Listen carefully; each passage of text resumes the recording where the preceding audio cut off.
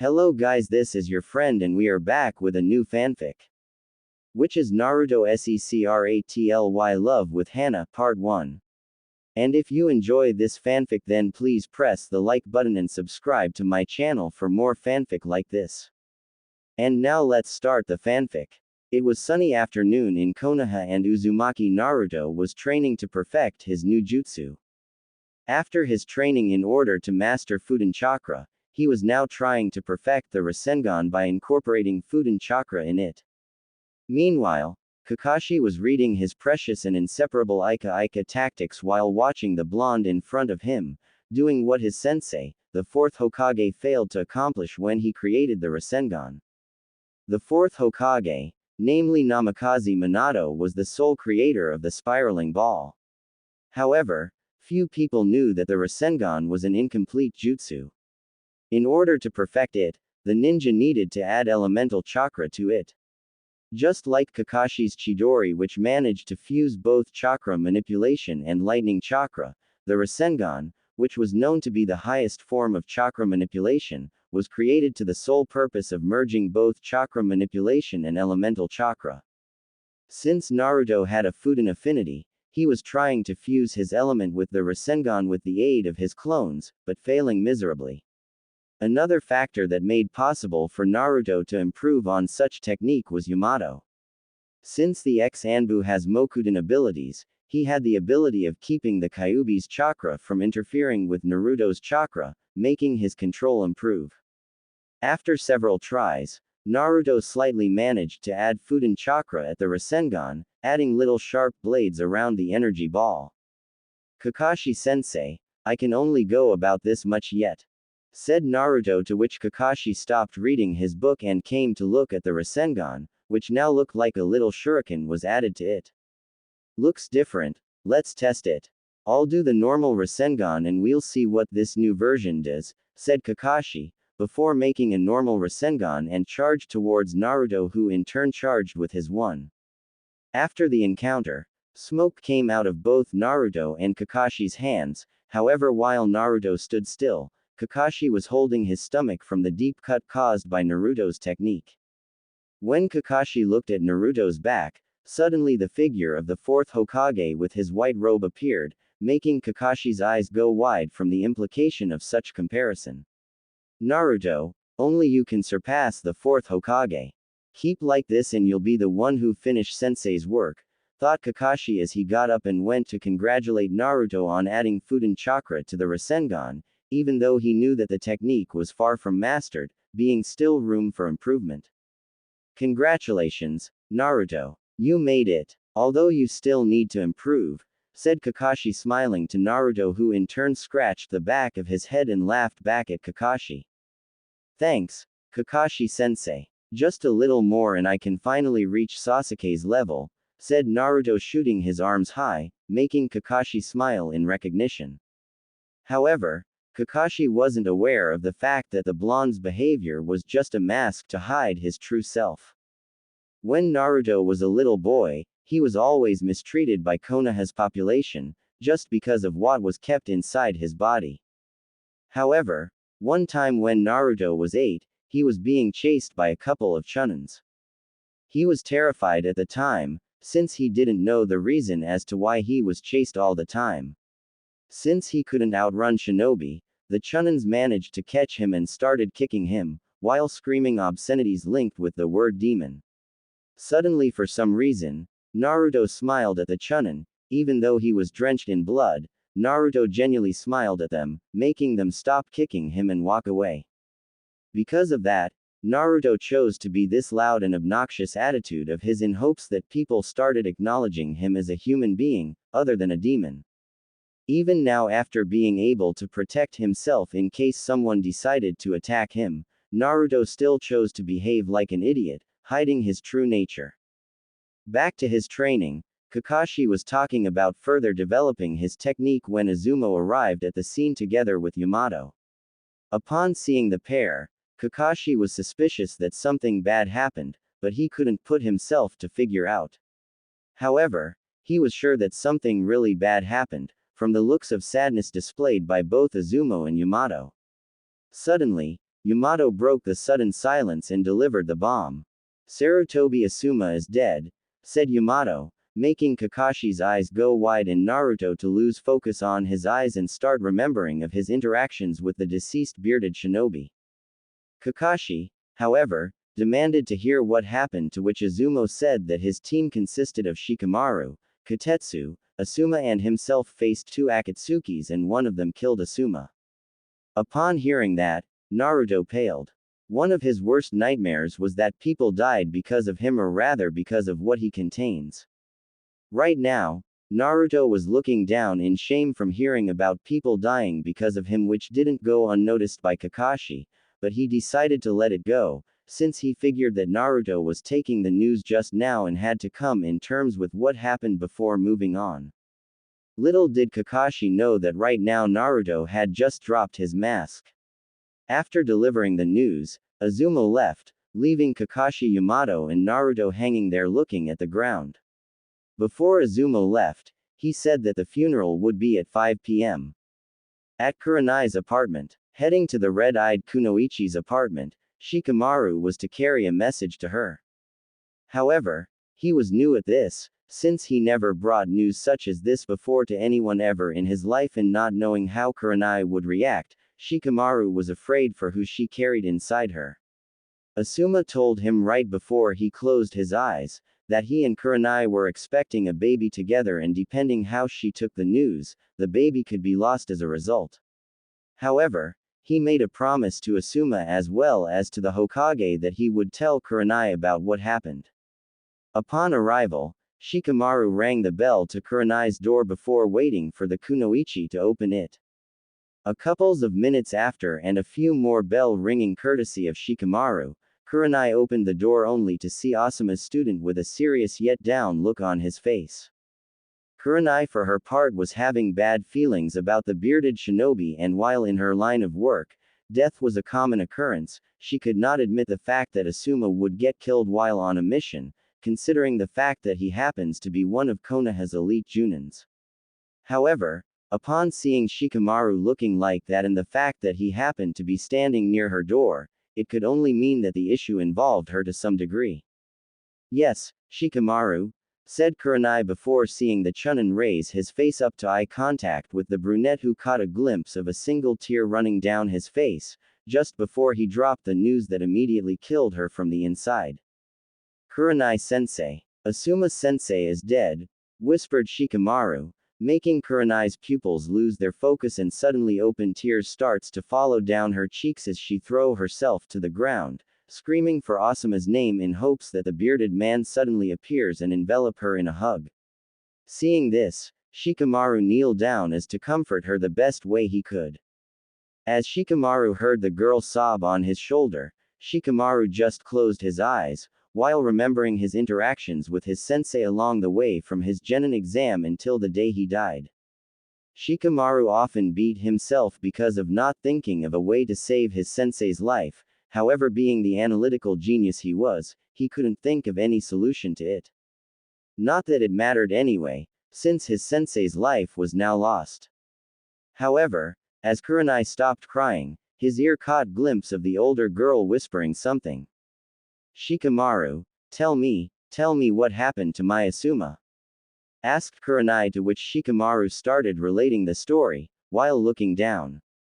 We encountered two members of Akatsuki. After that, our team engaged against them. However, even though we were able to hold them back a little bit, one of the member did some sort of spell using Asuma's blood, therefore transferring all the pain of his body to Asuma's. And without even slight of hesitation, the man known as Hidan took a long dagger and pierced his heart, transferring the blow to Asuma's body, killing him in the process, said Shikamaru before suddenly seeing Kurenai's eyes flash with anger, which made him wonder if the girl would hunt Akatsuki.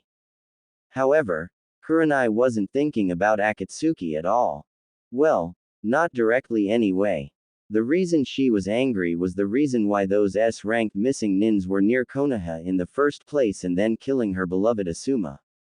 She knew who those men were after, and since emotion was clouding her judgment at the moment because of the shock of losing her husband, Kurenai was actually blaming Naruto for the death of the only man she ever loved. Come to think about it, Naruto was the sole reason as to why those monsters came to Fire Country, and therefore he was the cause of Asuma's death. Shikamaru, still oblivious to what Kurenai was thinking, only managed to see her turn her back to him and walk inside her apartment, slowly closing the door and giving him an understanding look, since she knew how Asuma cared for the Nara genius. Upon seeing this, Shikamaru turned and walked away towards his home where he was supposed to get dressed to the funeral. However, he couldn't get himself to attend to the funeral. Therefore, the only place he could go, the place where his memories laid regarding his sensei, was his house's porch where he played shugi with Asuma. At the Nara residence, upon arrival, Shikamaru simply placed the pieces and began playing by himself, oblivious to the fact that his father Nara Shikaku was watching his son since he arrived home. Shikaku was aware of Asuma's death on the hands of Akatsuki and was sad that Shikamaru had to witness his sensei get killed in front of him. However, death was a part of being a shinobi, and therefore Shikamaru needed to come in terms with such facts, since the boy, while smart, was still young in regards to experience. Back to Shikamaru, he just kept playing shugi, while the funeral was taking place at this moment.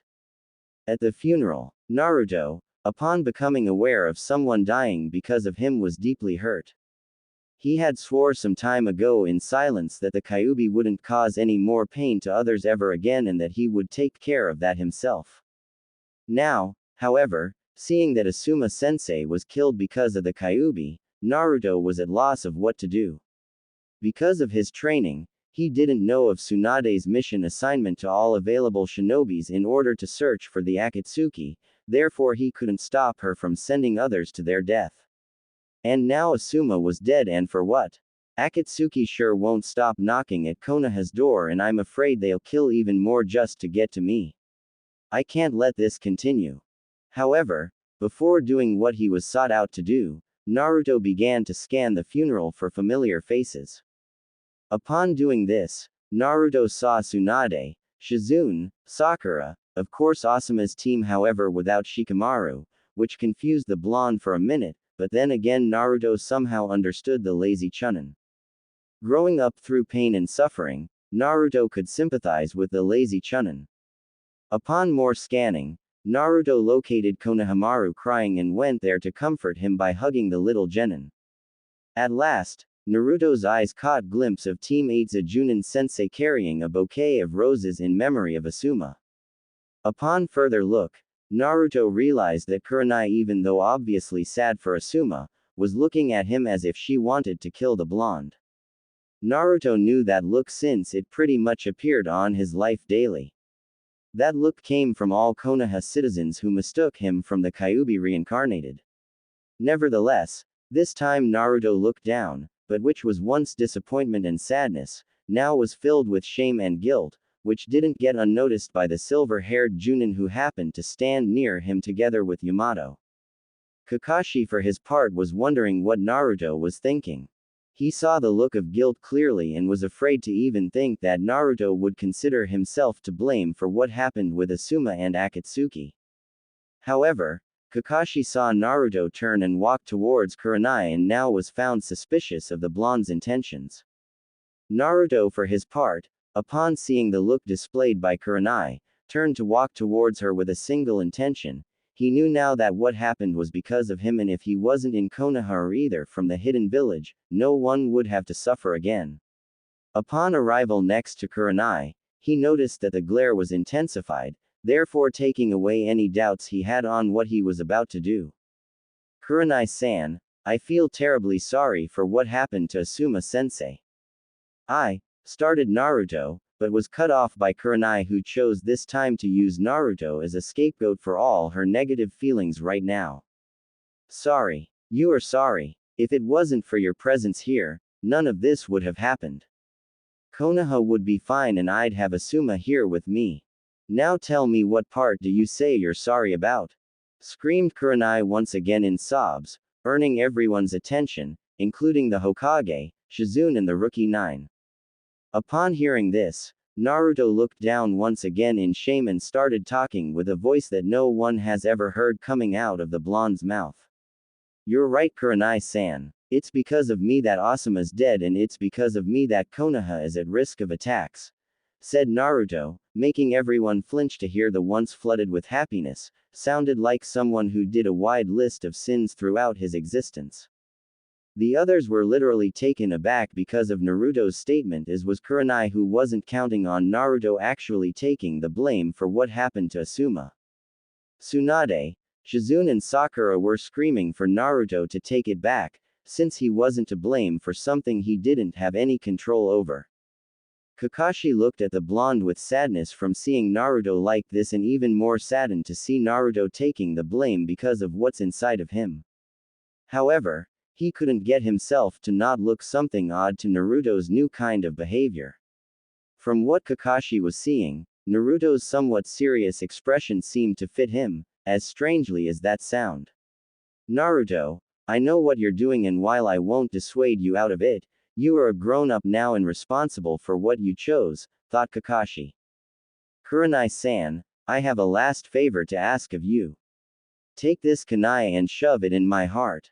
End your and everyone's misery right now, said Naruto, now abandoning his will to live, if it meant to rid the village of Kyuubi's burden, once again scaring everyone to their very core. Kurenai for once took the kunai and started looking at it, and then to Naruto, who by now was with his eyes closed, waiting for the finishing blow. Upon seeing the blonde submitting himself to her wish, Kurenai was in turmoil. She blamed him for what happened to Asuma, and for as most as she wanted to avenge the bearded shinobi, she just couldn't put herself to do it. Therefore, Kurenai threw the kunai on the ground and ran towards her apartment for safety, leaving Naruto to pick the kunai that was to be aimed at his heart and end all the misery. However, Naruto didn't even see the slap that hit his face. While not even carried with chakra, the slap was channeled with sadness and disappointment. When Naruto looked up, he met the eyes of Tsunade, who upon seeing Naruto's eyes, which once was ocean blue, so full of life, now was dark blue, filled with void and dread. Tsunade couldn't bring herself to open her mouth after such interaction. She was going to teach the brat not to waste his life like that. However, upon seeing Naruto's face, Tsunade suddenly couldn't see the Naruto she once knew. Naruto, for his part, seeing that Tsunade wouldn't talk, turned away towards the Hokage monument. He knew that what he did scared a lot of people, but he knew that when he let the mask drop, people would be shocked to see the result of Naruto's real life. Striving for affection once, Naruto put up that mask so that people could see his smile and somehow be kind to him. Now, Naruto needed to take care of some things if he wanted to achieve what he intended to become. While still loyal to Konoha, Naruto felt that his presence inside the village would only destroy it in the long run.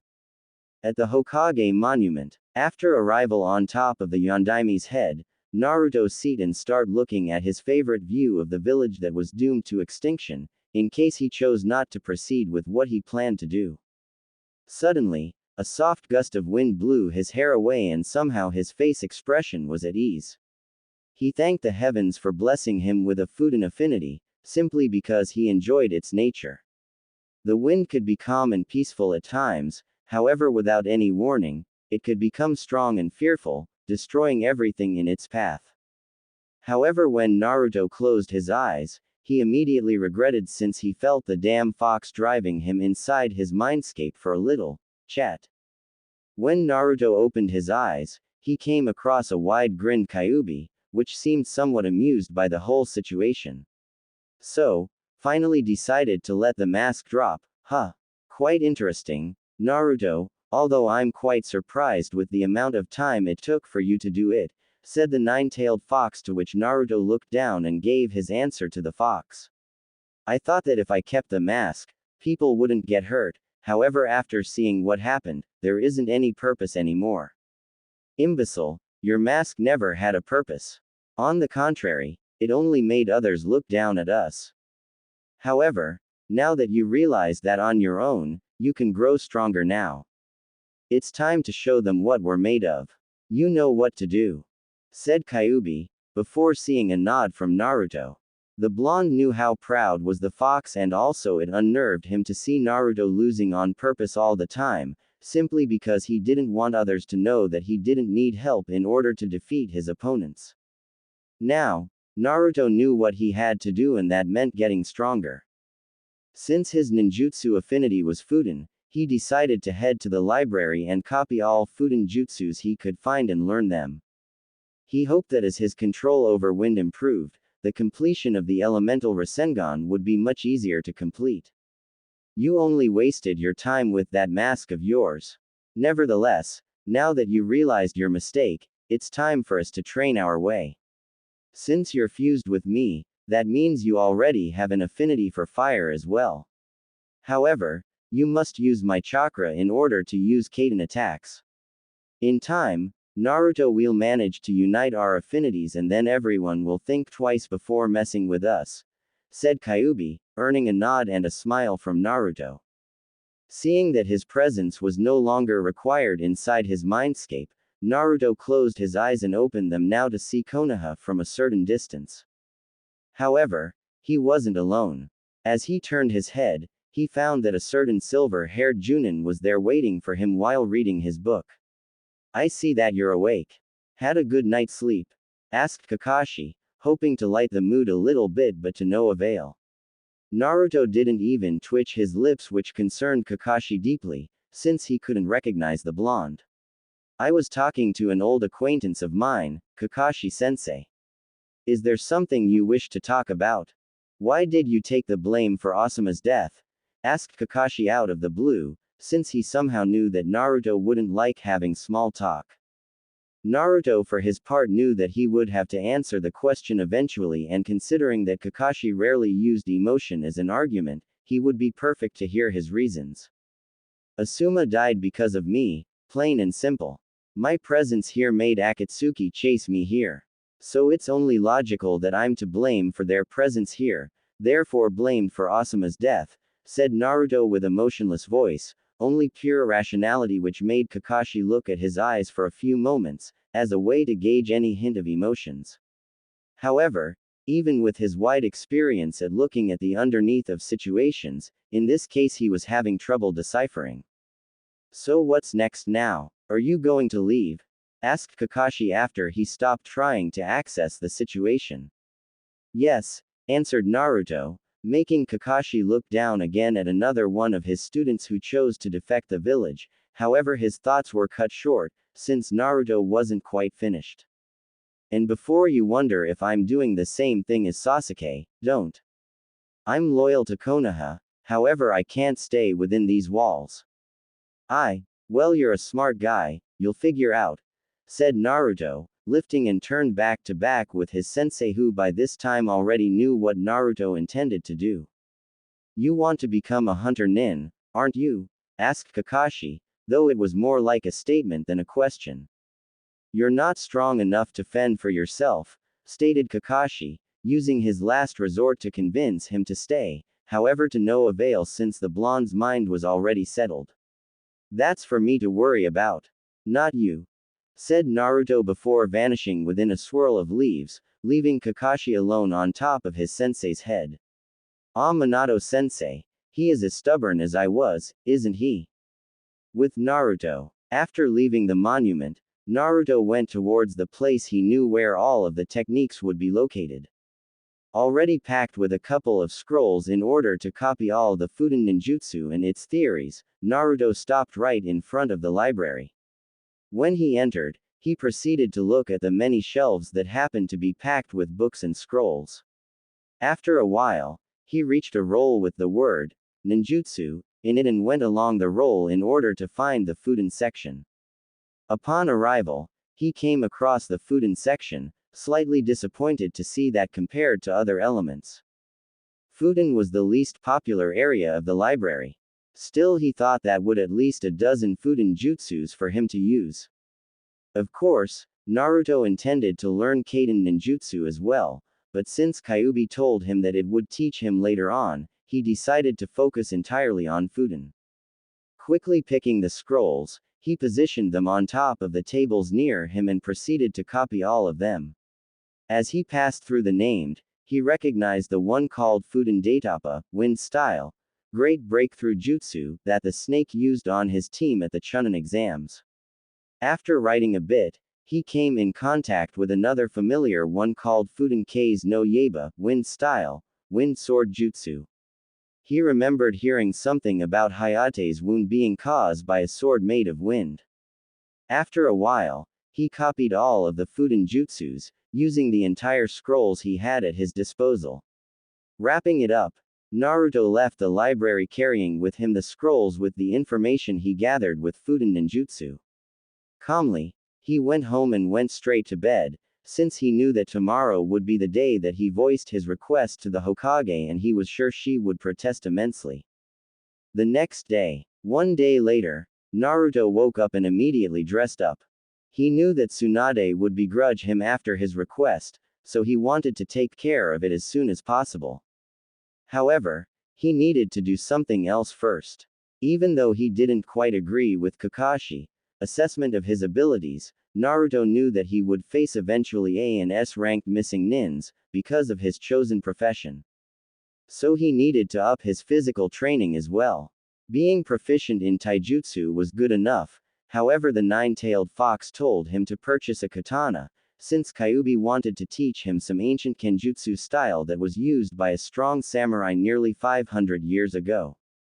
Therefore, he picked some cash that he kept inside his apartment from not trusting the bank and left his apartment towards a weapons shop he knew about that was located near his home. Upon walking, he noticed people staring at him like they were waiting for him to show his wide smile or something peculiar to his usual behavior. As people passed through him, he was more and more thinking that the damn fox was right and even cursing the fact that because of their link, the fox could hear his thoughts as well, making the beast laugh his off, unnerving Naruto a little bit. At the weapons shop, after a while between walking and having to hear Kyuubi's way of saying, "I told you so," inside his head, more like laughing at him for being right the entire time. He gauged the place from outside a little bit and shrugged it off since he didn't care for appearance. In fact, he knew that appearances were what made his life a living hell in the first place. As he entered, he was astonished to see that the store could easily fill an army. Tons of different types of swords, kunai, exploding tags, shurikens and clothes. Naruto was at loss of words right now, however his attention was diverted when an old man made his presence known with a little throat clearance. "Welcome customer, can I get you anything?" asked the old man, to which Naruto turned to study the man a little bit. The blonde was suspicious of the fact that the man was treating him like a normal customer, since it was clear that he knew what Naruto has inside of him. However, the old man was just looking at him like expecting a request soon, so Naruto just shrugged it off for later and turned to give him the list. "Hi, I'm looking for a set of training weights of 20 pounds each, 2 sets of kunai and shurikens and a katana," said Naruto, earning a surprised look from the old man. "A katana, you say? Are you a ninja? I've never seen any shinobi wanting to purchase a katana. Not that I agree with those bastards, always preferring speed over force.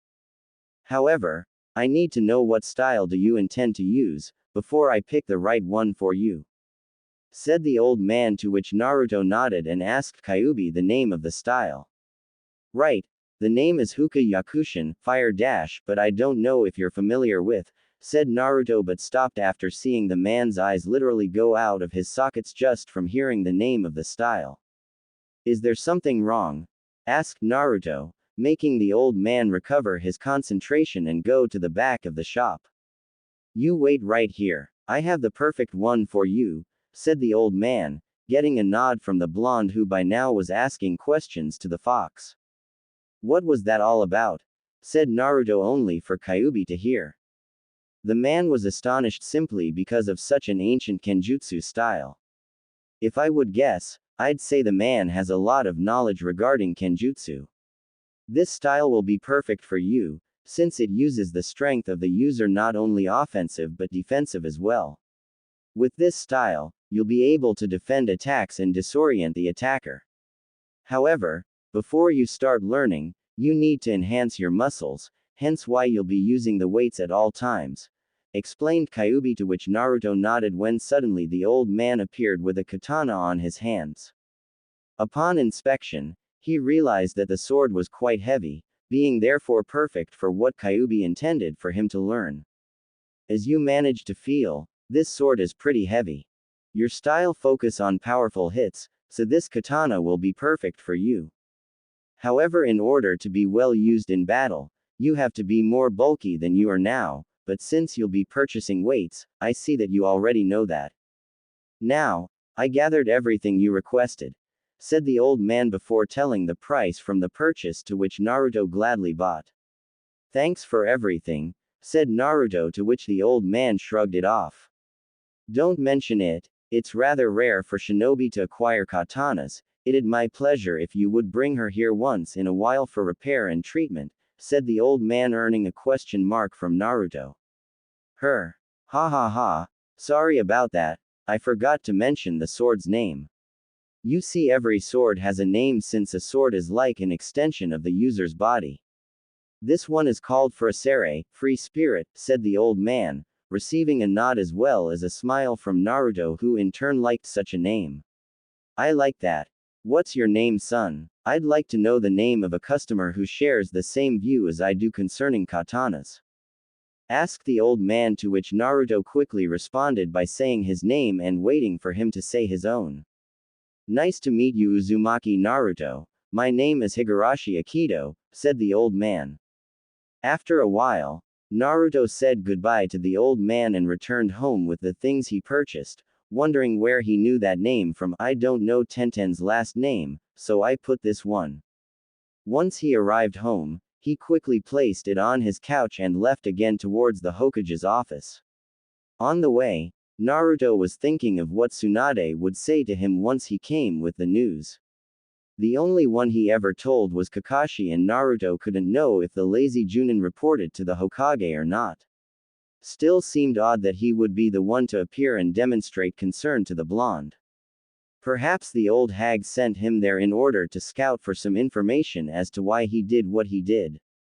As Naruto walked, he also noticed that no one of his friends, if Naruto could say something like that, appeared to talk to him after what he did. He, however, shrugged it off, seeing that actually it was for the best. He knew that Akatsuki wouldn't stop for nothing to get a hold of what's inside of him, and that easily meant that they would kill everyone in Konoha if that was necessary to take Naruto with them. This way, Naruto wouldn't have to worry about seeing another one being killed by Akatsuki. Meanwhile, at Tsunade's office. Inside Tsunade's office, Kakashi and Jiraiya was there talking about what the blonde told to Kakashi yesterday. The idea of transforming Naruto into a hunter nin not only seemed absurd, but also it would be like handing him on a silver platter to Akatsuki. Tsunade, however, was remembering Naruto's face expression yesterday, and it shocked her to very core. The idea of someone like Naruto literally give up on life was, safe to say, unimaginable. However, Tsunade wasn't blind to the fact that ninjas creates mask as a way to cope with all the pain and sufferings they've been through, and to think that Naruto wore such a mask would break her heart. She always adored the boy, even though he somehow always got to her nerves. Naruto was to Tsunade what Nawaki was when he was alive. Tsunade viewed Naruto as an annoying younger brother, and seeing him in such a state, it hurt her chest a lot. Right now, Jiraiya was finding hard to believe that Naruto would behave like this, and even if he had a mask, he knew that Naruto would always be Naruto, just with a little changes, that's all. He as well was against the idea of turning to hunter nin duty away from the village, since he knew that Akatsuki had some spies here in Konoha and it would be easy to know the Kyuubi's whereabouts. Kakashi for his part didn't voice an opinion on that matter. He was simply here to tell them what Naruto told him and be on his way. He wouldn't like for Naruto to know that he broke his trust and ran to tell the Godime Hokage. However, Kakashi's plan went down the toilet when a knock was heard on the door. Slowly getting inside with his hands inside his pockets, Naruto entered and gauged the ones present with the Hokage. He saw Kakashi there, which could mean that they already know what he planned to do, and there was Jiraiya. Speaking of the Toad Hermit, he was eyeing Naruto's face expression and found it peculiarly odd that the boy so far didn't show one single smile on his face, not even a twitch from his lips. Naruto's eyes were dark blue, quite different from the deep ocean blue ones that everyone seemed to be entranced with. Another different aspect was that Naruto chose to knock on the door before coming in, when before he would just barge it in and make his presence known. Tsunade looked at him and was sad to see that Naruto was still showing that look. That look that was only present when a person comes in terms with his haunted past and no longer tries to avoid it.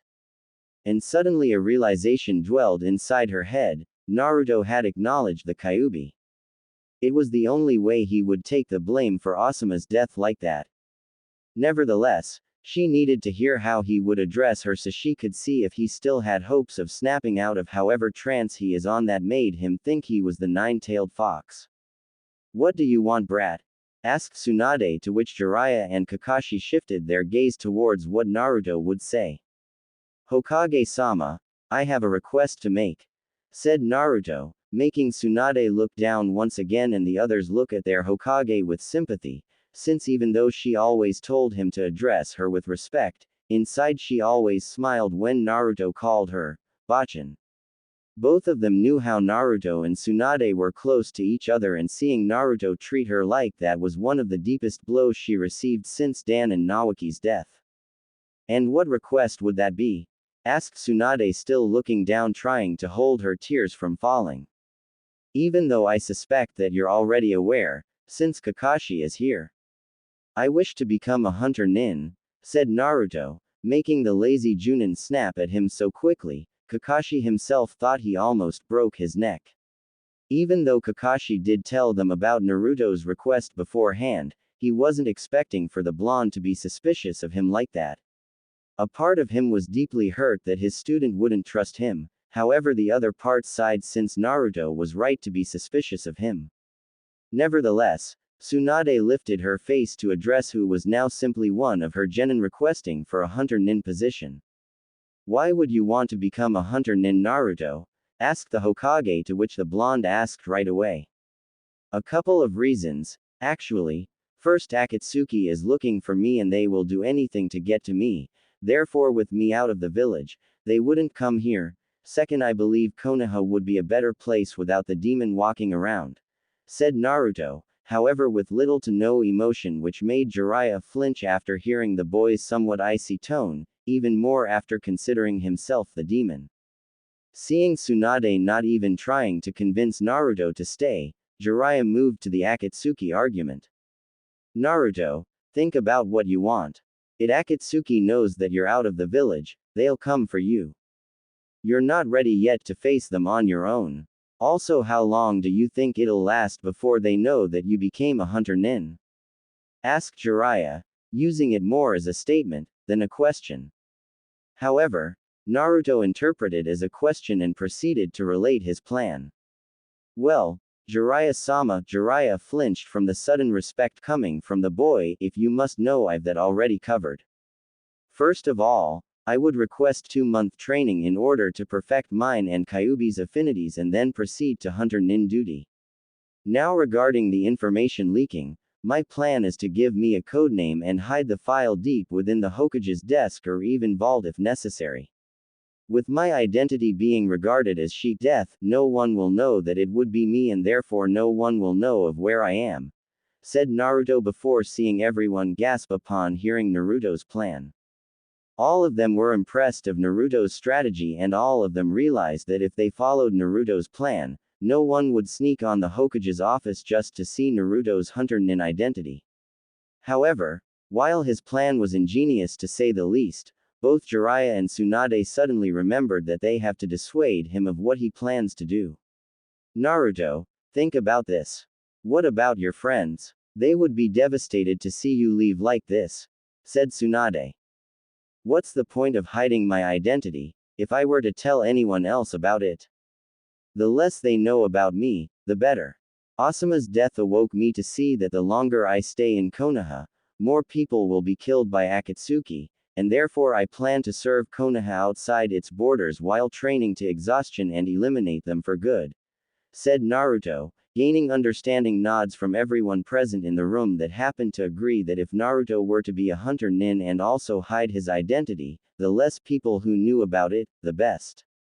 However, there still remained the fact that the rookie 9 would ask questions about him and Tsunade very well knew about that.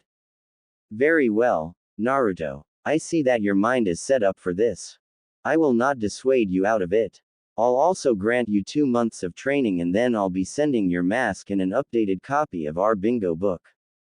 Now, one more thing I should ask, since you pretty much thought of everything.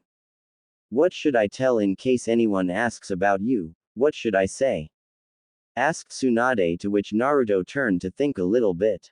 He wasn't considering that situation, however he didn't have much to think about it, since he had the perfect idea. I doubt that anyone will ask about my whereabouts, so keep throwing solo missions for me. Tell them Jiraiya here is training me in information gathering and tell them I'm meeting his spying network and introducing myself to them. Explained Naruto, to which Jiraiya laughed a little bit, since he would eventually send the blonde to meet his spy network in the future. How long have you been planning all of this, Naruto? How the hell could you believe that it would be best for you to leave, huh? Screamed Tsunade at loss of what she should do, since Naruto had beaten all their arguments like they weren't worth even mentioning. What can I say? 2 heads think better than 1, I guess. Now that I have clearance to do what I requested, I shall leave you be, Hokage-sama, said Naruto before turning and leaving through the door while all the people present were staring at his back. After he closed the door, Tsunade scowled him for deliberately betting his life like that, to which Jiraiya sighed, seeing that in fact this Naruto wasn't the Naruto he came to know. Also Jiraiya was wondering about some of Naruto's words. He mentioned about mastering his and Kyuubi's affinity, which was odd considering that not only Jiraiya didn't teach him elemental ninjutsu, but also nobody knew what Kyuubi's affinity was. Also he said that 2 minds think better than 1, so that must mean that the Kyuubi is aiding him in this quest. Jiraiya now was at loss on what to think of this situation, however he would be a fool if he would sit around and miss Naruto and Kyuubi's idea of training. With Naruto now walking straight to his apartment in order to study the theory behind the jutsus, Naruto started to ponder about his interaction with Tsunade and Jiraiya in regards to becoming a hunter nin. He actually felt it went well, despite the fact that Tsunade was visibly angry at him for requesting such a thing. Underestimation is one of the main reasons a powerful opponent loses his battle, said Kyuubi, pretty much answering Naruto's hidden questioning. Yeah, look what happened to you, after you underestimated the 4th Hokage, said Naruto, playing the with almighty fox, who by this time stopped trying to put some sense into Naruto's head about such a lousy mistake he made 15 years ago. Quit trying to mock me, I'm serious. They underestimate your potential, therefore they think that we'll get killed easily, said Kyuubi, to which Naruto nodded. Naruto's interaction with Kyuubi improved after 6 months of Jiraiya's training trip. The beast at the time said that since their bodies were linked to each other for life, that they should work together to stay alive, on Naruto's part, and satisfy Kyuubi's bloodlust ever once in a while. Actually, the hunter nin situation pleased the beast greatly, since hunter nins were supposed to kill missing nins and bring any sort of proof to their kill, like the enemy's hand or a very rare possession of his, in order to identify his death. Well, first phase of the plan is in action, said Naruto, to which Kyuubi nodded. Indeed. After Naruto entered his apartment, he left the scrolls and his sword on the table and went towards the kitchen to fix a bowl of instant ramen. No matter how much Naruto changed, ramen was simply his favorite meal, period. One time, the fox warned him to eat healthy stuff like some vegetables and scowled Naruto pretty much every time. What few people knew was that the fox was also responsible for the blonde's high metabolism, therefore when Naruto used to eat up to 16 bowls of Ichiraku ramen, everyone seemed to ask where the food would go. While the noodles were being prepared, Naruto stood next to it, waiting eagerly to eat the food from heaven, as he liked to call on occasions. 3 minutes later, the instant ramen was ready and he fixed the table for dinner. Looking across the table, he saw an empty chair and sighed. Still today he never even remembered why the hell he thought of buying a pair of chairs for his table. Naruto grew up alone his entire life, and while his academy sensei Iruka was rather close to the blonde, they only met at Ichiraku's or at the academy. Furthermore, even his genin team didn't visit him once.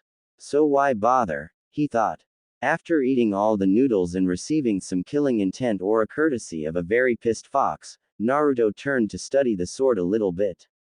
He could see that it was well taken care of from seeing how the steel managed to reflect the lamplight with perfection. The grip was simple, all black.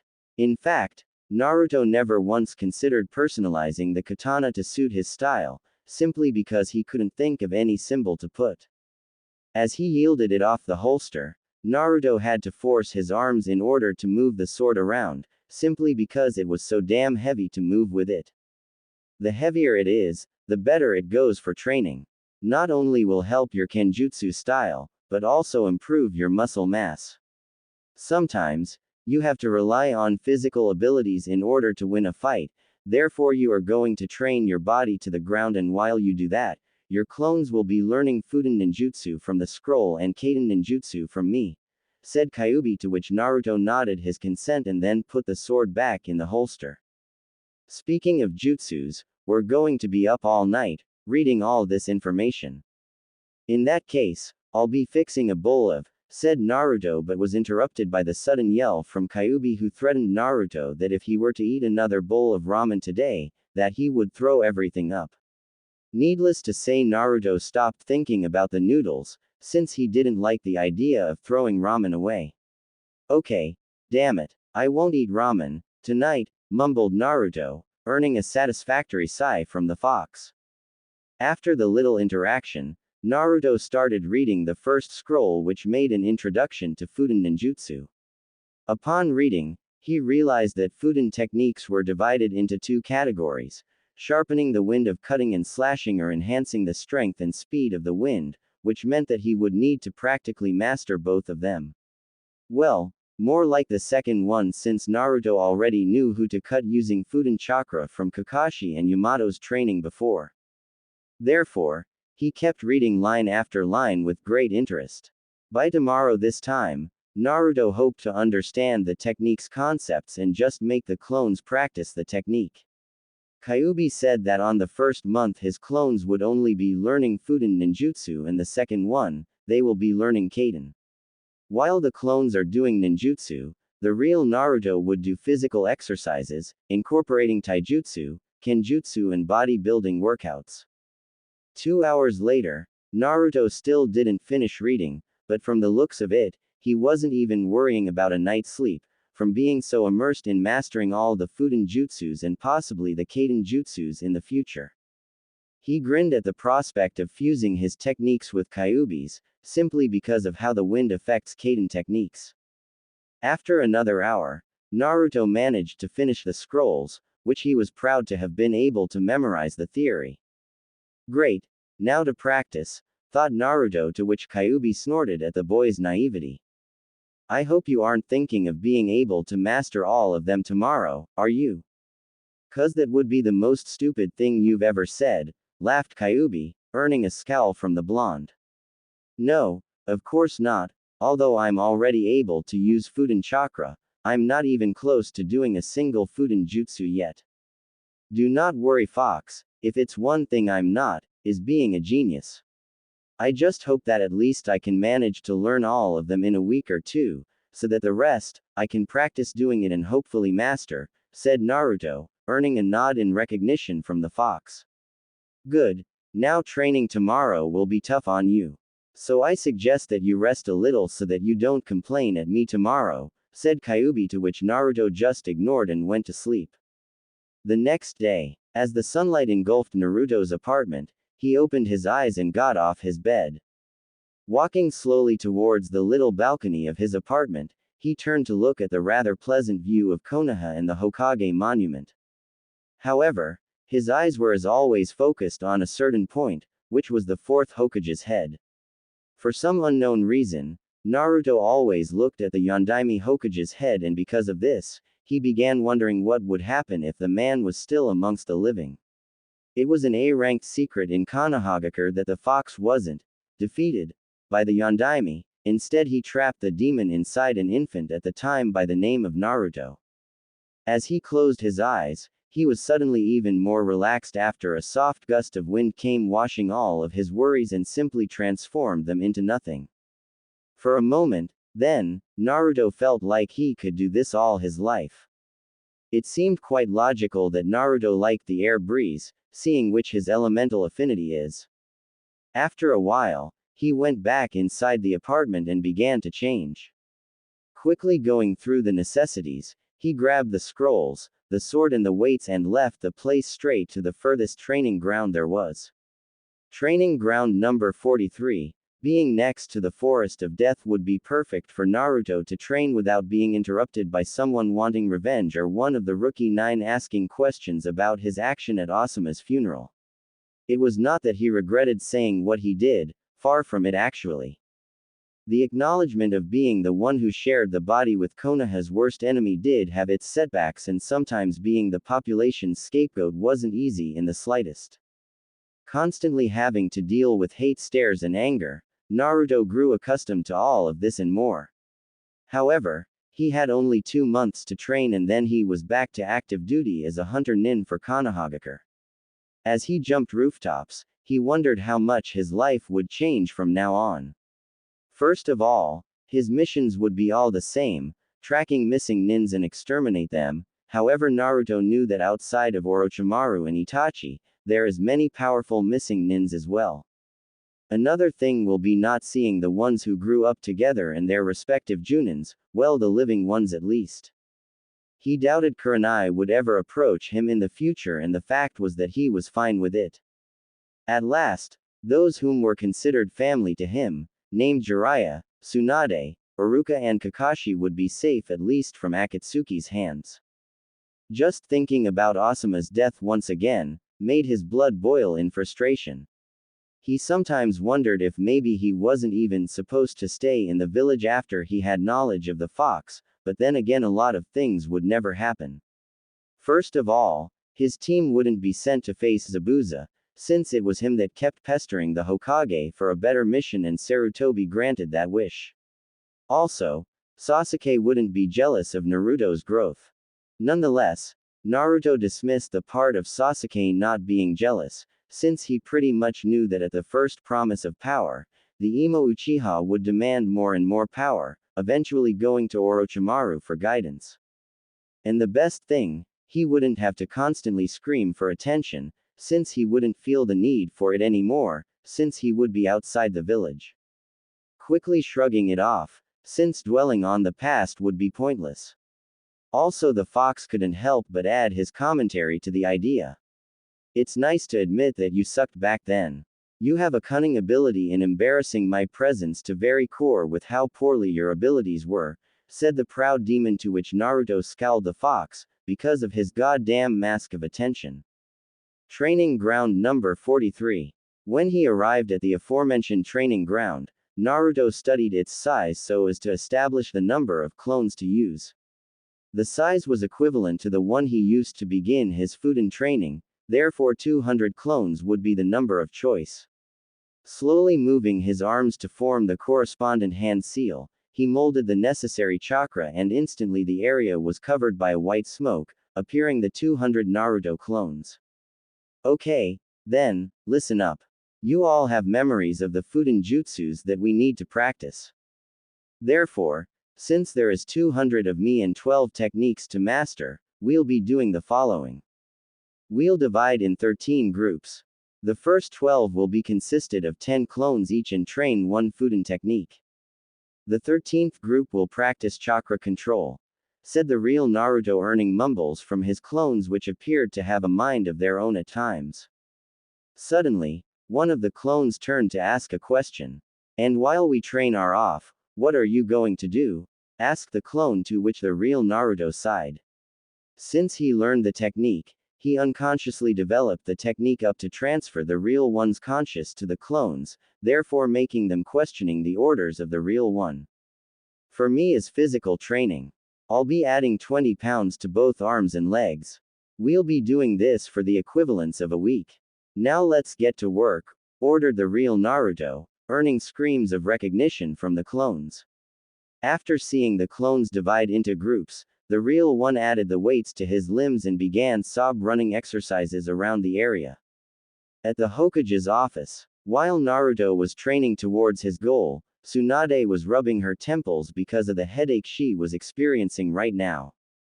Because of Naruto's resolve yesterday, the blonde Hokage decided to release the tension by drinking a little bit.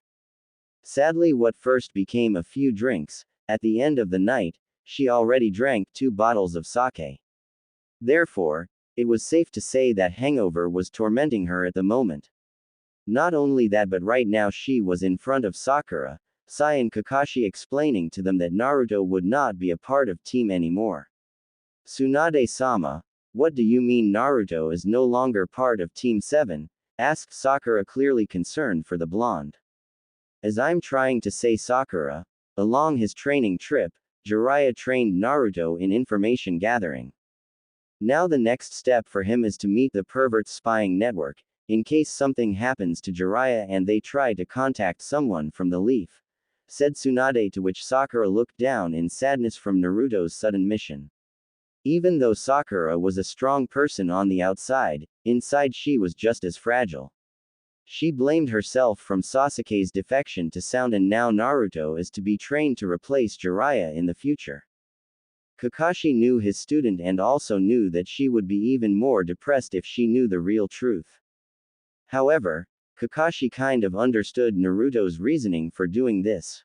Whether he is to be blamed for Asuma's death or not, it was safe to say that Akatsuki wouldn't stop for nothing in order to get their hands on him, which meant that they would be using the life of others just for information of his whereabouts. However, what Kakashi was really wondering was how insightful his blonde student was to realize this and act upon it. Sai, the 4th member, now turned 3rd, was impassive as always. Being trained en route made him behave more like a weapon. Deprived from emotions, Sai grew up as just a weapon for Konoha and nothing else. However, when he met Sakura and Naruto, he started changing his behavior, much to the point of requesting to be permanently assigned to Team 7. Now, here he was hearing the Hokage's explanation of Naruto's sudden mission, and truth be told, he didn't believe it at least one bit. He knew Naruto to be unpredictable from time to time, so he was inclined to believe that everything concerning the blonde would be more complicated than it looked. Nevertheless, Sai wasn't much of a meddler in people's affairs, so let it be for the moment. Returning to the issue in hand, Sakura was coming into terms of what will happen from now on, much to Tsunade's happiness, since she didn't feel like revolving around this certain topic, concerning her blonde little brother.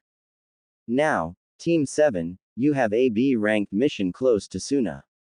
The Cage requested some help in dealing with some troublemakers that are attacking some merchants. You are scheduled to leave in 2 hours, so gather everything and head up there. The Cage informed us that one of their Junins will be meeting your team close to the border between the 2 countries, said Tsunade, to which the team accepted and left. With Team 10, Shikamaru, Choji and Ino were now having lunch at the barbecue place, in memory of their dead sensei. Choji was barely touching the food, demonstrating how sad he was. Shikamaru and Ino were discussing about the future of Team 10, now that their sensei was gone. Shikamaru was relating that one must be able to apply for Junin very quickly so that the team could continue to be together. Both of them knew that the Hokage would distribute the now incomplete team around or set them up with a different Junin to be captain. Shikamaru, there is something troubling me about what happened at the funeral. Since you weren't there, for Kami knows why, there was a discussion between Kurenai-san and Naruto, said Ino, perking Shikamaru's interest right away. Ever since Asuma died, Shikamaru vowed to protect the family that he left behind, meaning Kurenai and the yet-to-be-born infant. Ino, for her part, upon seeing that the Nara was interested, turned to explain what happened. Along the explanation, Shikamaru's eyes were getting wider and wider, as if it was even possible after some time. However, when he heard that Kurenai called Naruto a demon and Naruto took the blame for his sensei dying, he was speechless to say the least. Shikamaru was considered to have a IQ of more than 200, however no matter how much he tried, he couldn't figure out the reason as to the two's sudden behavior. Resolving on investigating it after lunch or even asking the blonde genin, he shrugged the topic off for now. At the library, after saying goodbye to his peers from Team 10, Shikamaru headed to the library so as to try if he could find something pertaining Naruto and why Kurenai called him a demon in the first place. Quietly moving through the library's shelves, since he practically memorized them, Shikamaru went straight for the history section. He thought that if he could see what happened during the time of Naruto's date of birth until today, he could get the answer that he was looking for. Upon looking at the shelves, Shikamaru found the history book of Konoha. Inside there was all the facts that occurred in Konoha from the date of the village's foundation until today. Since Naruto was his age, of course, he flipped directly to the date when Yondaime was instated as Hokage of the village and go forward from there. As he flipped through the pages, he saw Konoha's victory on the last shinobi war against Iwa, courtesy of the Yondaime's Rasengan and Hiraishin no Jutsu. No matter how much people said, Shikamaru couldn't possibly believe that a single man was responsible for winning a war, no matter how strong the guy was. Furthermore, Shikamaru focused on the part when Yondaime managed to beat the nine-tailed fox Kyuubi no Yoko at the cost of his life. As he was reading the story, he came upon the specific paragraph. Tsunamis and earthquakes being caused by a simple wave of its tail, the Kyuubi no Yoko was an immensely powerful demon that descended upon Konoha. After consecutive attacks from Konoha's elite shinobis, it still wasn't enough to overcome the demon that somehow chose to bring his wrath to Konoha. It took our strongest shinobi, Namikaze Minato, the instated Yondaime Hokage, to use all his power to defeat the almighty demon, however not without the cost of his own life. After the monster's defeat, Konoha was divided among happiness and terrible misery, happiness because of the demon's defeat but sadness from the loss of Konoha's strongest Hokage. After reading it another time, Shikamaru felt a sudden appreciation for what the Yondaime Hokage did for the village. Because of him, his family and friends was able to live in peace. Quickly dismissing such an event, Shikamaru sighed since other than this incident and the Sand Sound invasion, nothing much happened, therefore, he couldn't find anything related to Naruto at all. So why, Kurenai, one of Konoha's Junin, would call Naruto a demon, he thought. Shikamaru wasn't dumb to know that certain events, depending on its importance, wouldn't be listed in books for the public to read. Therefore, he assumed that the blonde was a part of an A-ranked secret to which only Junin and above would have access to. Taking this thought into consideration, Shikamaru flipped the book to the Kyuubi part once again, since the word demon would only be associated with the Kyuubi. Looking at the monster's photo, he began to compare the fox with Naruto, trying to find at least something. However, other than whisker marks, he had nothing. On second thought, why would Naruto even have whisker marks in the first place, he thought. Right now, Shikamaru was sweating profusely upon the indication that Naruto and the Kyuubi are somehow linked. Shikamaru was surprised to see that the monster's incident happened the same day of Naruto's birthday, which was strange, considering that the blonde was an orphan, so maybe Naruto's parents were killed by the Kyuubi. A lot of ideas were passing through his mind right now, but not one of them involved Naruto actually being a demon. So the question remains, why would Kurenai say that he is a demon? He thought, well, more like rubbing his temples for not being able to find the answer. Looking at the time, he realized that he just spent over 2 hours in the library and still wasn't even remotely near the answer. Deciding to dwell on it from a different approach, Shikamaru moved to see how the fourth defeated the monster. Suddenly, just like some say that in order to remember something, you need to think of something else. A thought came barging in and Shikamaru remembered of Naruto's fight against Neji at the Chunin tournament. At first, Naruto's chakra color was blue, quite the same as anybody else, which to Shikamaru, proved that he was human. However, during the fight, Naruto's chakra color somehow changed to a red appearance. It was there that Shikamaru cursed his overgrown curiosity for the first time in his life. Sweet Kami, two different chakra sources. Naruto's chakra is blue, while Kyuubi's chakra is red, thought Shikamaru as he imagined a line splitting Naruto's image with being in the left side, Naruto representing the blue chakra and on the right, Kyuubi representing the red chakra. As Shikamaru was dwelling on the discovery, one silver-haired Junin was there reading the latest edition of Ika Ika when he spotted the pineapple head looking at a picture of the Kyuubi with a face peculiar to someone who went to hell and back twice. Sighing, Kakashi concluded that Shikamaru was indeed a genius and thus, the truth would be clear to him. I assume that by the look on your face and the subject you're reading that you know the connection between Naruto and Kyuubi, said Kakashi, making Shikamaru look at him, still looking like shit from such realization. Sweet Kami, is this why Kurenai-sensei called him a demon? Asked Shikamaru, now demanding answers. Relax, I'll explain everything. But first, you are to swear secrecy of this. This is an A-ranked secret, after all. Now, as you already know, the Yondaime was the one who saved Konoha from the fox, however he didn't defeat the demon. The Kyuubi happened to be a creature consisted of pure energy. Therefore, it was safe to assume that it didn't have a corporeal form. Being a master of the lost art of Fuinjutsu, sealing technique, Yondaime created a seal that was able to trap the demon and keep it in place. Nevertheless, the demon's jail couldn't be an inanimate object since the Kyuubi would break free in seconds. Also, it couldn't be sealed inside a grown man, since the guy's chakra coils wouldn't resist, therefore, killing him and once again setting the monster free. The Yondaime's only option was to seal the demon inside someone whose chakra coils wasn't developed yet, as a way for the monster's chakra to be able to mingle without so much as damaging the body, explained Kakashi, just waiting for Shikamaru to conclude the line of thinking. Therefore, Yondaime Hokage sealed inside a newborn baby, thus one named Uzumaki Naruto. Mumbled Shikamaru, still shocked from the news, to which Kakashi just nodded. Needn't I remember you that sharing this information will be your death penalty? I only told you because you already knew some aspects, said Kakashi, to which Shikamaru nodded in acknowledgement, but being the over-curious and not one bit judgmental, Shikamaru turned to ask. So Kurenai was right, then? Naruto is the demon? Asked Shikamaru, before being able to see Kakashi flinch at such notion. Kurenai was moved by sadness from losing Asuma, so it would be only logical that she used him as a scapegoat. However, Naruto is no demon, he never was, never is and never will be.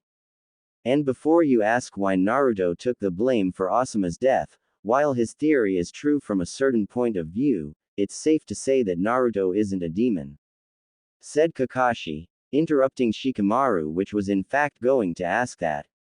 So, what is his theory? Asked Shikamaru, to which Kakashi sighed and wondered when the lazy bum began to show interest all of a sudden. According to him, both him and Kyuubi share one body, therefore he believes that he's Kyuubi just as Kyuubi's him or something like that. After hearing Naruto's theory, Shikamaru managed to see reason to it and understood why he took the blame for his sensei's death to a certain point, but he knew he would have the blonde's word for the rest. After he once again expressed his reason for keeping secrecy and stood up to leave towards his house, when Kakashi stopped him.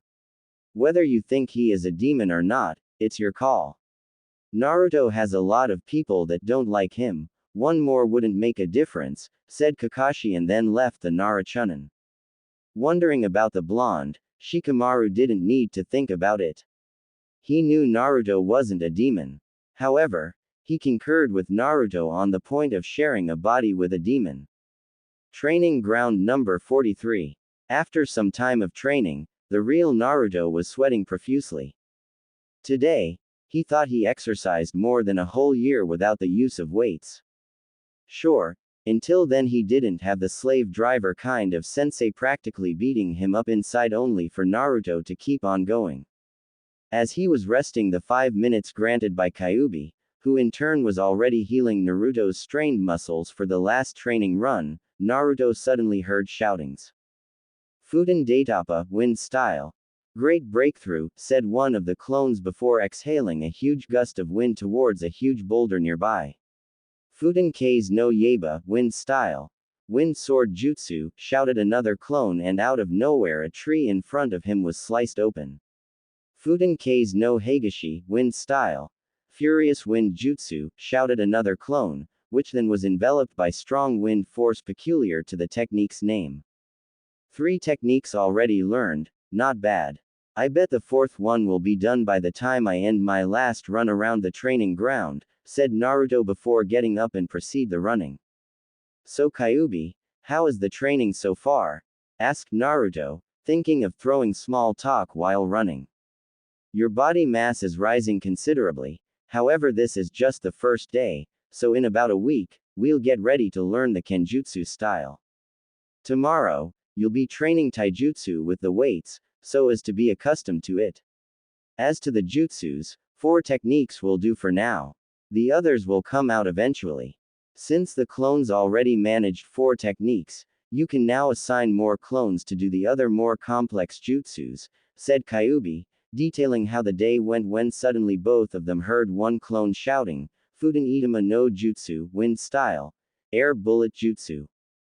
At Naruto's house. After the last run, Naruto was dead tired for the first time in his life.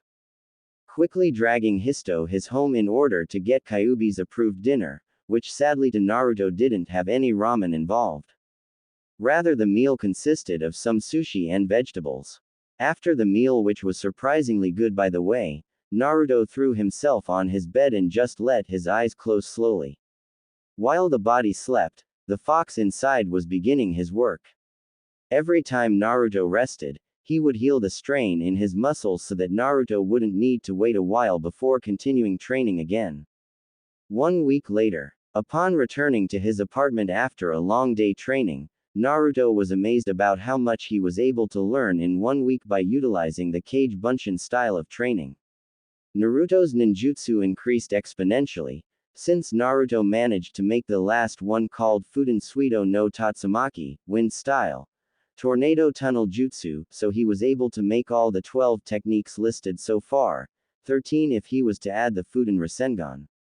Now concerning his body structure, he grew up a few inches and was slightly ripped with muscles being quite visible at eye. Taijutsu with weights were a good thing, since in time Naruto managed to do some precise katas. Tomorrow, it would be Kenjutsu time and Naruto was eager to finally be able to use the katana properly. Once again drifting to sleep, Naruto was suddenly awake by the fox, calling his name. Before you go to sleep, I believe you must know that I will be teaching you Kaden ninjutsu theory and some fire techniques as well, said the fox, earning a scowl from Naruto and him mumbling quietly, am I supposed to be sleeping or not? Thought Naruto, to which Kyuubi responded with a smile. Of course you'll be sleeping, imbecile meatbag. The only difference would be I teaching your brain, Kaden ninjutsu, so that tomorrow, while you learn Kenjutsu, your clones will be performing Kaden techniques, said the fox, to which Naruto nodded and quickly closed his eyes sleeping. Okay, then, now that he's asleep, let's implant some memories about the jutsus I'd about to teach him. Kyuubi was impressed to see that Naruto has some strong lungs, which could gather lots of air for combustion, therefore, being able to learn the most difficult and most dangerous techniques. Meanwhile with Shikamaru, along the week, Shikamaru thought a lot about the blonde Jinchuriki. During the week, Team 10 did a couple of C-ranked missions, since they didn't have Asuma with them anymore. During this time, Shikamaru managed to reach a conclusion about the blonde. While he knew Naruto wasn't a demon, he knew that the fox demon was residing inside of him. Thinking of the blonde's life with a demon trapped inside his body, Shikamaru wondered how Naruto remained sane. He knew that the blonde was an orphan and being the host of a demon, Naruto could very well turn up to be a demon. However, in all his life, Shikamaru just couldn't imagine Naruto doing something akin to a demon. Quite on the contrary, the blonde always wanted to protect everyone and become the Hokage. Nevertheless, he remembered what Kakashi said about a lot of people hating Naruto because of this and wondered if people blamed him for what the fox did back then. Right now, Shikamaru was relaxing at his household's garden and staring at the clouds. Suddenly, a shadow appeared behind him. Nara Shikako was in a lot of ways an older Shikamaru, however the look on his face right now was dead serious and Shikamaru rarely saw that look. Shika, we need to talk, said Shikako, before kneeling down next to his son. Shikamaru, Kakashi-san told me that you unraveled one of Konoha's most prized secrets, said Shikako, to which Shikamaru snorted since he knew what his father wanted to talk about. It took me quite some time, but I managed to know. What I don't know, though, is why all of you lied to me about the Kyuubi being defeated, asked Shikamaru strangely casual. The Nara clan never raised a finger towards Naruto, however they had to comply with the Sandame's law. When the Kyuubi was trapped inside Naruto-kun, the Sandame Hokage was afraid that people would try harming Naruto, on the hopes of hurting the demon. So, he issued a law stating death penalty for those who regarded Naruto as being a demon. However, while no one could regard him as such, the people of Konoha simply treated him like trash, beating him, cursing at him. And before you ask, none of the Nara clan ever raised a finger at the boy. However, we didn't do anything towards helping the boy either. The Kyuubi killed a lot of people, sons, husbands, wives, parents. In the end, Naruto ended up being the village's scapegoat. I have to say, though, for him to do what he did at Asuma's funeral, took a lot of guts out of him. I oftentimes wondered why the Yondaime chose Naruto to become the vessel of such demon, but now after seeing his resolve, I couldn't think of anyone else to fit such role better than him, said Shikako, confusing Shikamaru at the last part. Why you say that? Asked the Nara Chunin. After so many injustices, so much hardship in his life, he still has the guts to acknowledge his situation and assume all responsibility for what happened almost 16 years ago. The Yondaime was pure genius, said Shikako, although consciously missing the fact that he was talking about father and son, but that was an ever bigger secret than the Kyuubis. After hearing his father, Shikamaru smiled at the prospect of actually getting to know the real Naruto, not the hyperactive knucklehead that the blonde appeared to be. Training ground number 43. Damn it, Naruto, use your muscles, said the fox, after seeing Naruto attacking with the sword. For some time now, Naruto started training his kenjutsu style and he was finding it hard to control his arm muscles while fighting. The secret of the technique was to use the muscles when attacking or defending, empowering the strikes, and when he was analyzing the opponent, that was the time for muscle relaxation. Quit screaming, damn fox. I can hear you without the shouting, said Naruto before kneeling on the ground, requesting for rest, to which the fox complied and he turned to see the clones struggling to learn Kaden ninjutsu. So far, the clones managed to learn the Kaden Gukakyu no Jutsu, fire style, Grand Fireball Jutsu Kaden Makai no Kan, fire style, Hell Blaze Jutsu, and Kaden Kan no Doki, fire style, Fire's Wrath Jutsu. Naruto was impressed to see that the last ones the clone learned was the fox's creations. However, Naruto wasn't surprised, seeing that the kitsune lived through thousands and thousands of years, thus learning a lot of things throughout his existence. Okay, now time is over, your muscles are good to go. However, I'll be teaching you my third jutsu. It's called Kaden Endo no Tsurugi, fire style, flame sword jutsu. It consists of channeling Kaden chakra at the blade, transforming it into a fire-type katana, similar in a way to applying Fudan chakra and making the blade sharper. With this technique, no one will try to attack you and will be extra cautious to defend as well, said the fox, to which Naruto nodded and started focusing the necessary amount of the fox's chakra and start channeling Kaden chakra. How do you know the metal won't melt? Asked the blonde, to which the fox answered like it was plainly obvious. I know a good sword when I see one, said the kitsune, making Naruto sweat drop at possibly melting his sword, thus having to buy another one. After channeling the chakra, Naruto was expecting the metal to suddenly turn into liquid, however, much to his amazement, the sword began to catch on fire. What was even more amazing was the fact that he wasn't being affected by the heat. After seeing this, Kyuubi grinned, saying that the flames would only hurt a regular Kaden user, but Naruto was sharing a body with the Fire Lord of the Underworld. Now let's proceed with the physical training.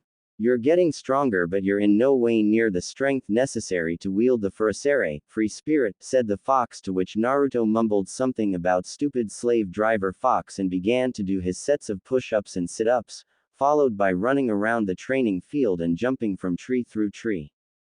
While the real Naruto was working out, a single person was just walking out of her favorite training ground. Few actually knew, but the second part of the Chunin exam was held at the Forest of Death simply because Mitarashi Anko was the proctor of such event. The reason as to why she liked the place was the peace and quiet that came along with it, plus a few animals to kill when she was feeling like a little blood.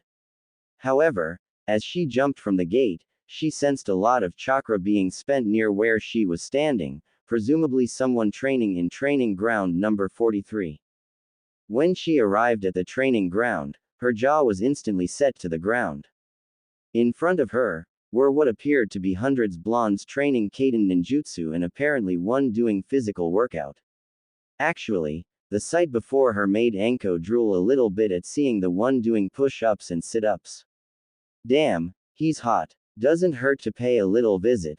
Let's see who this guy is, thought Anko as she proceeded to the one working out, not even minding the clones stopping their training to look at the newcomer. The real Naruto suddenly received a message from one of the clones that vanished. He was furious that he was going to be perturbed in here, where he thought no one would ever come here except for the Chunin exams. Suddenly, a thought registered and Naruto knew the only one crazy enough to consider this side of the village a little playground. Mitarashi Anko was the most sadist person he ever met, and the fact that the fox liked the girl didn't help one bit. There were times when Naruto would dream that he and Anko was inside the training ground number 44, aka Forest of Death, doing naughty stuff together, and only now he knew that it was the damn fox delaying images inside his head, just for his amusement. Anko, for her part, as she approached the person, was beginning to recognize the face features. However, the one she knew that contained whisker marks wasn't supposed to be this big as of yet. Even though 3 years have passed ever since she laid eyes on the obnoxious brat, it just wasn't possible for him to grow so much. As she arrived near him, she realized she was drooling for a 15-year-old. However, she was surprised to see the blonde getting up and surpassing her height by a good 6 inches. Anko is 5 feet 4, so Naruto is 6 feet 0. Is there something you wish to discuss, Anko-san? Asked Naruto, not demonstrating his rather irritation at having this conversation instead of training. I was just in the neighborhood. Sensed your chakra and came to check. Do you have a problem with me here? What's with the training? Never seen one train like this before, asked Anko, and while she was waiting for an answer, she was seizing the boy now overgrown man. Truth be told, she was rather mad for the blonde who didn't even say hello to her, but she guessed that she interrupted something, so that must have been it. She remembered what Yugo shared with her some time ago about the blonde taking responsibility for Asuma-san's death to Akatsuki, and safe to say, Anko wanted a few answers from the source. However, she was taken aback when Naruto turned to answer rather rude. I chose this area so that no one would bother me, just like you have your own. Now, as to the training, I happen to have quite a lot of chakra to spend, said Naruto, to which Anko scowled at him. Truth be told, she liked the tranquility at the Forest of Death, so like the blonde, she would be furious if someone interrupted her. However, being accused of doing the opposite, she was pissed to say the least. Okay, I get it, so you're saying I got in the way of your train. Oh, I guess I did it, didn't I? My bad, said Anko, after she looked around and noticed that hundreds of Naruto were looking at her. Seeing that Naruto wasn't training anymore, he dismissed the clones one by one until all their memory came to him and he sent near the tree he was in. Of course, while he was looking at the snake mistress, Kyuubi was behaving like an animal in heat, making Naruto be rather uncomfortable. Would you stop that, you damn fox? She's human and you're a goddamn fox, thought Naruto out loud, to which the fox responded. I'll stop as soon as you get in bed with her.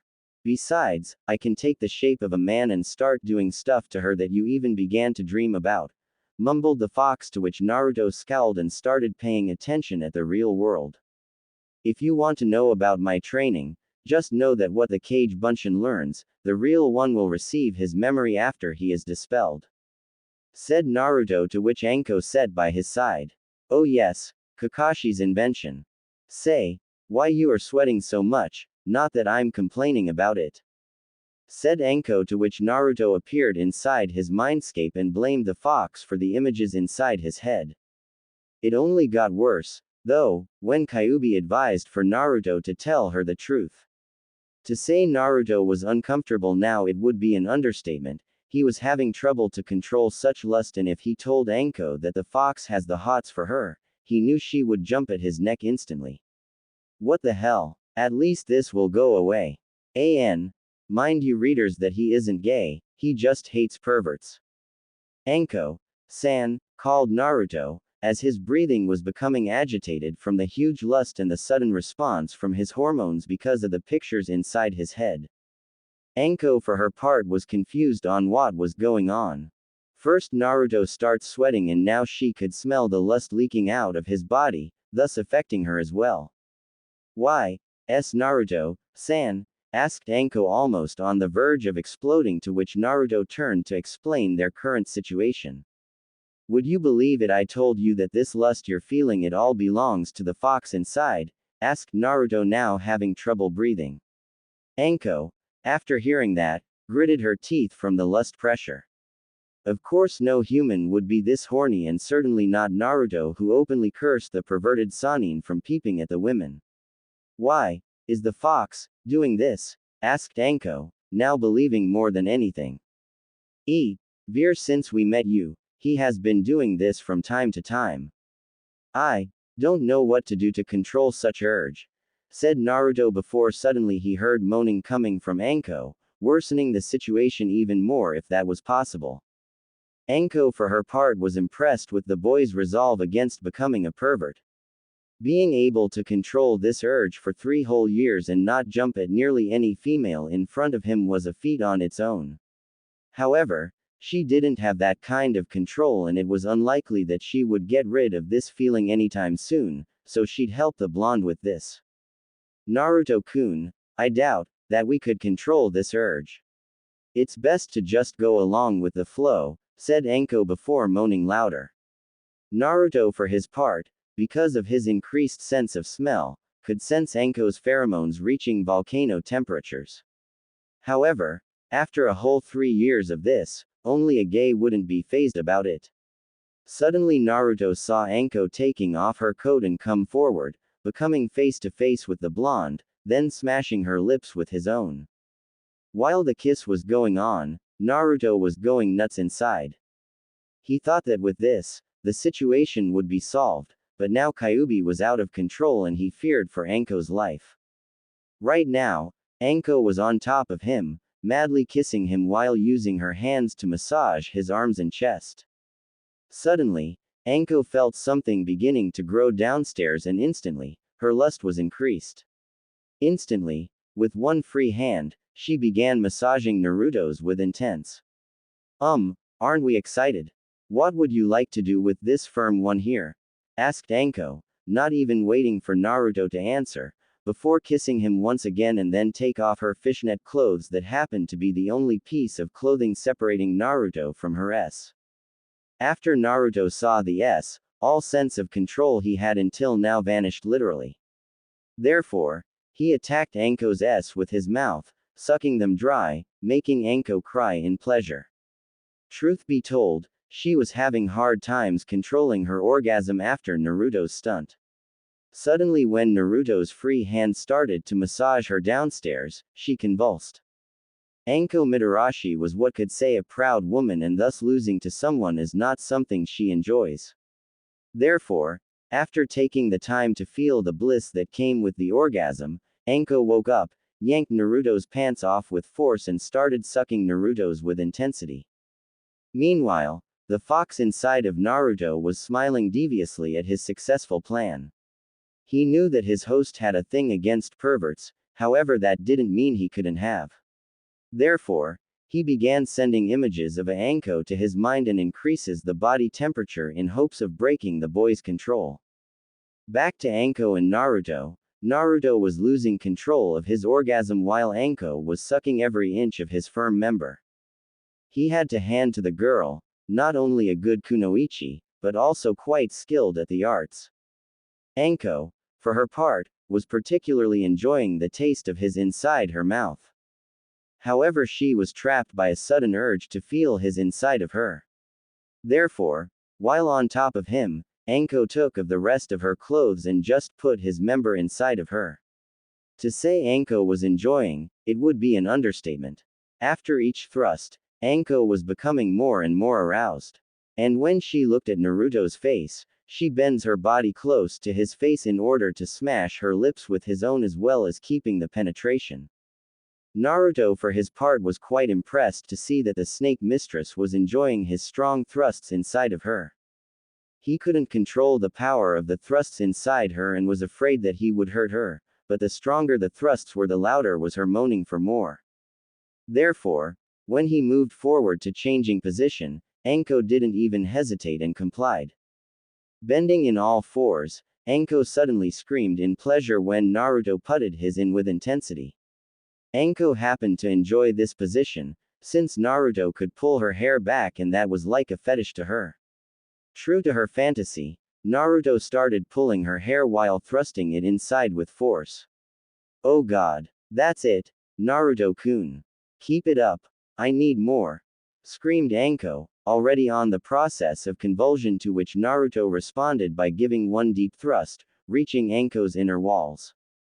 After a few movements, Naruto and Anko were going at it with both of them almost on the verge of exploding. Anko had already came with Naruto's inside of her, therefore her inner walls ended up squeezing his, making him moan even louder in ecstasy. When it was Naruto's turn to have an orgasm, Anko took his and sucked it once again, making Naruto lose all sorts of control and simply release the fluid inside her throat. A few minutes later, both of them, now fully dressed, sit side by side. Naruto was explaining to Anko that he and the fox shared the same body and that together they were one. Being that said, Anko understood his decision to take the blame for what happened, but he thought less of trying to convince him not to think like that, simply because he didn't even show that he regretted such decision. So, what are you going to do now? After what you've done, you can't stay here and wait for them to sudden praise you or something. Asked Anko, to which Naruto nodded. I was never in need of recognition from them in the first place, and you're right, I can't stay here, but not because this village would hunt me down or something like that. The longer I stay here, the more people will be hurt by Akatsuki just so that they can get to me. So, I made a secret request to Hokage-sama to be instated as A, said Naruto and whispered the name of the position close to Anko's ear so that no one would hear. Anko for her part, after hearing it, understood his idea. Becoming a hunter nin would take him away from the village, therefore not endangering anyone. Akatsuki would search for him elsewhere, but they won't find him, simply because of a mask and a simple henge, changing the hair color. Well, Naruto, about what happened between us. Although that was the best I've ever had, it doesn't mean that we have feelings for each other. I, for one, didn't even know if you were dead or still alive since you disappeared for 3 years, and I bet you have feelings for that Sakura girl, right? Asked Anko, to which Naruto simply nodded in the negative. Sakura is nothing more than a teammate to me. My supposed crush for her was more of my sudden drive for attention in the past. But while I don't have feelings for anyone at the moment, I can say that I don't consider you more than a potential friend. Like me, you also suffered hardships in life, and right now, you know a secret of mine that only the Hokage, Jiraiya and Kakashi know of, therefore ask for secrecy in this, said Naruto, to which Anko smiled, appreciating the honesty and getting up. In all honesty, that happened simply because of the uncontrollable lust that surrounded the area, therefore while usually girls would be upset from the rejection, Anko was one to hate falsity, so she began respecting the blonde in front of her even more for his honesty.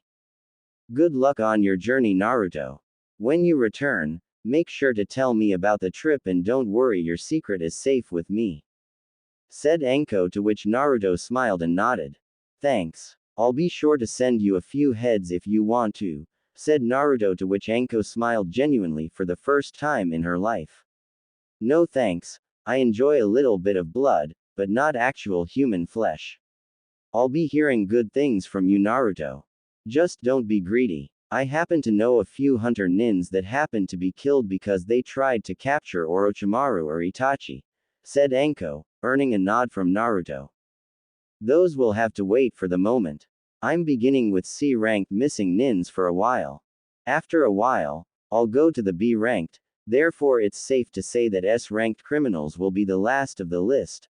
I appreciate for the concern, though, said Naruto, earning a nod from Anko, who in turn smiled deviously out of sudden. And maybe we can have another go, when you and the fox are in need of a woman's touch, said Anko before walking away, leaving Naruto sitting there with a side expression on his face while Kyuubi smiled deeply inside his mindscape. Yep, indeed the most sadistic person alive, thought Naruto, to which the Kyuubi retorted, indeed she is, but that doesn't mean you didn't enjoy it, said the fox, making Naruto sigh. Stating the obvious.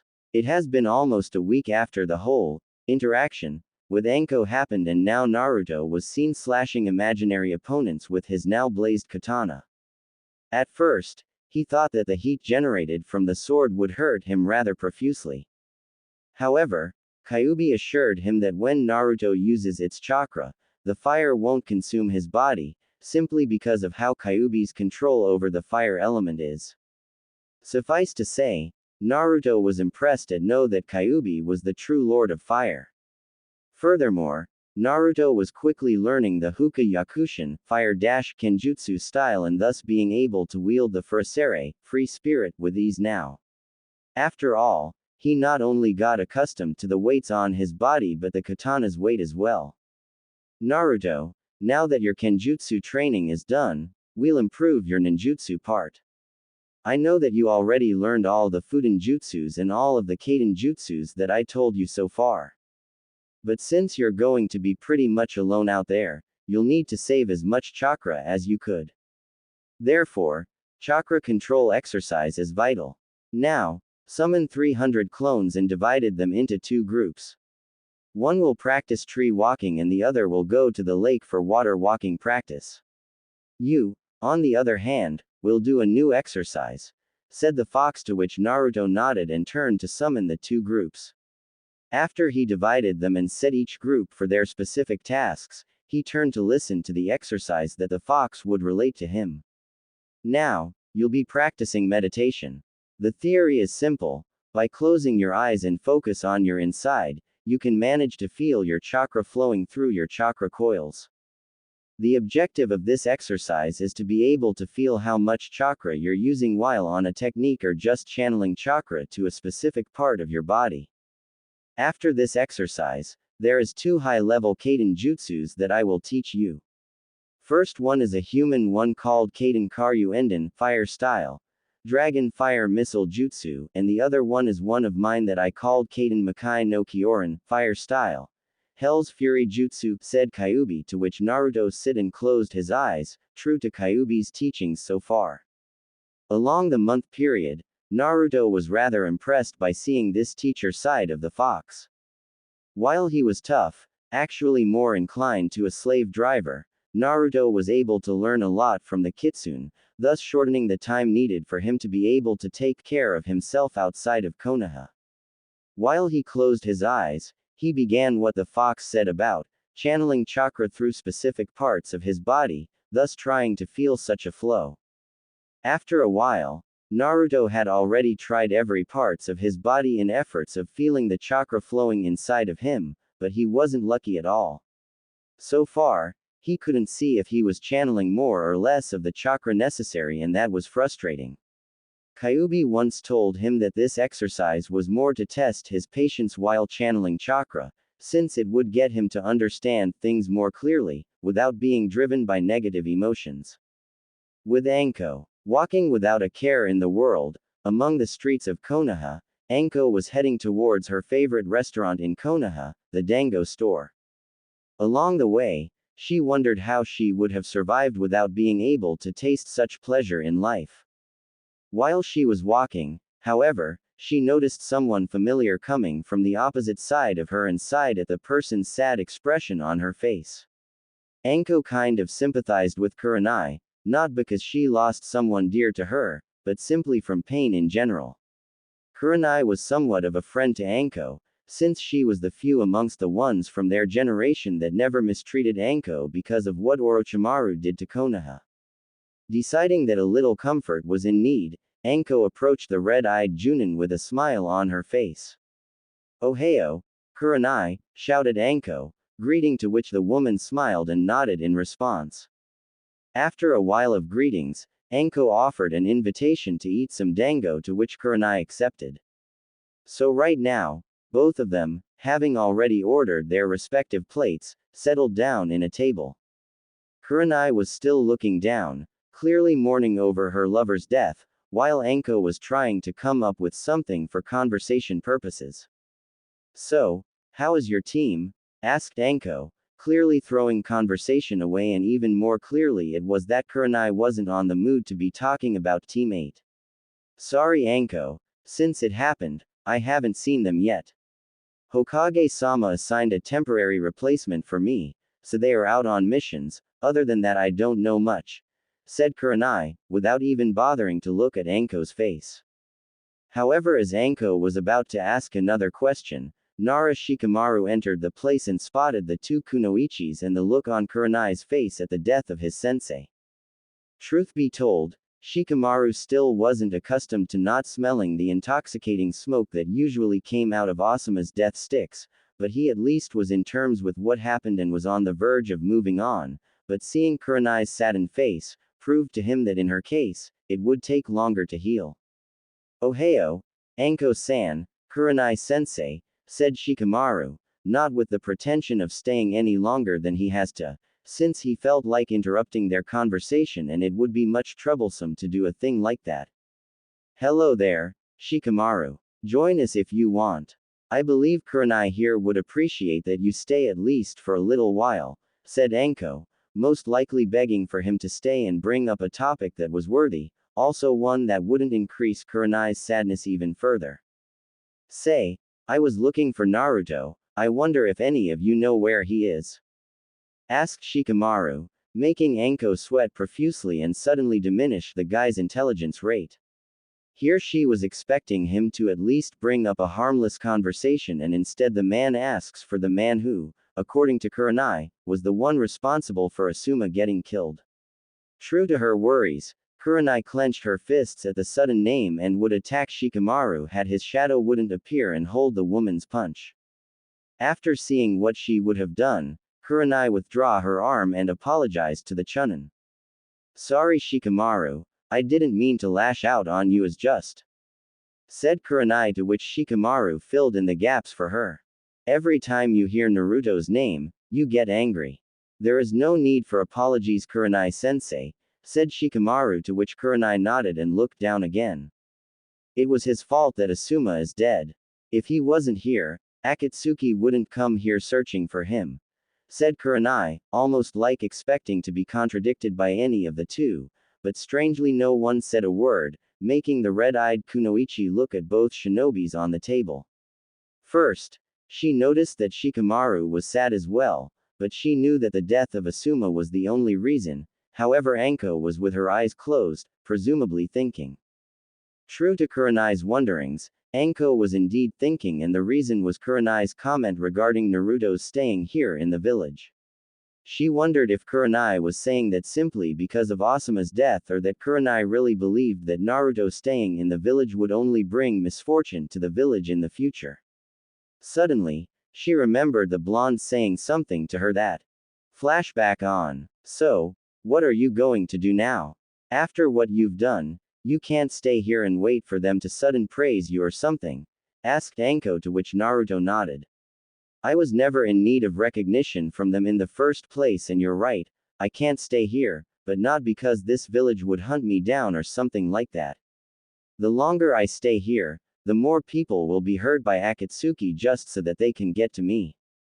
Flashback off. Naruto, no matter how much suffering you've been through in your life, no matter how much adversity you overcame, still you have to bear the burden of forever being Konoha's scapegoat.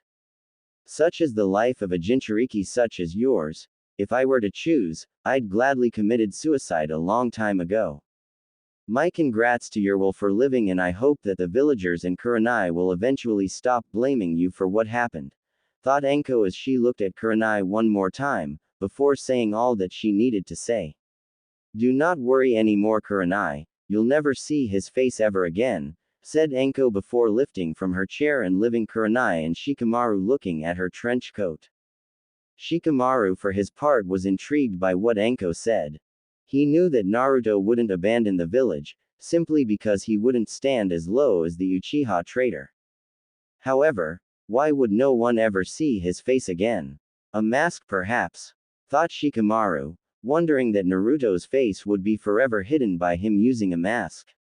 So that meant that either he entered the Anbu program or he was listed as a hunter nin. Knowing that such doubt wouldn't solve the mystery that is Uzumaki Naruto, Shikamaru turned to address Kurenai that he was supposed to meet his father, to which Kurenai nodded and bid him goodbye. After Shikamaru left, Kurenai got to think about what Anko said for a moment. Since her interaction with Naruto at the funeral, Kurenai was getting more and more convinced that the blonde would be better off gone from Konoha even before he was born. Of course, she knew, deep inside, that she began to think about him as being the one to blame, because of Asuma getting killed. Kurenai never viewed the boy as being a demon.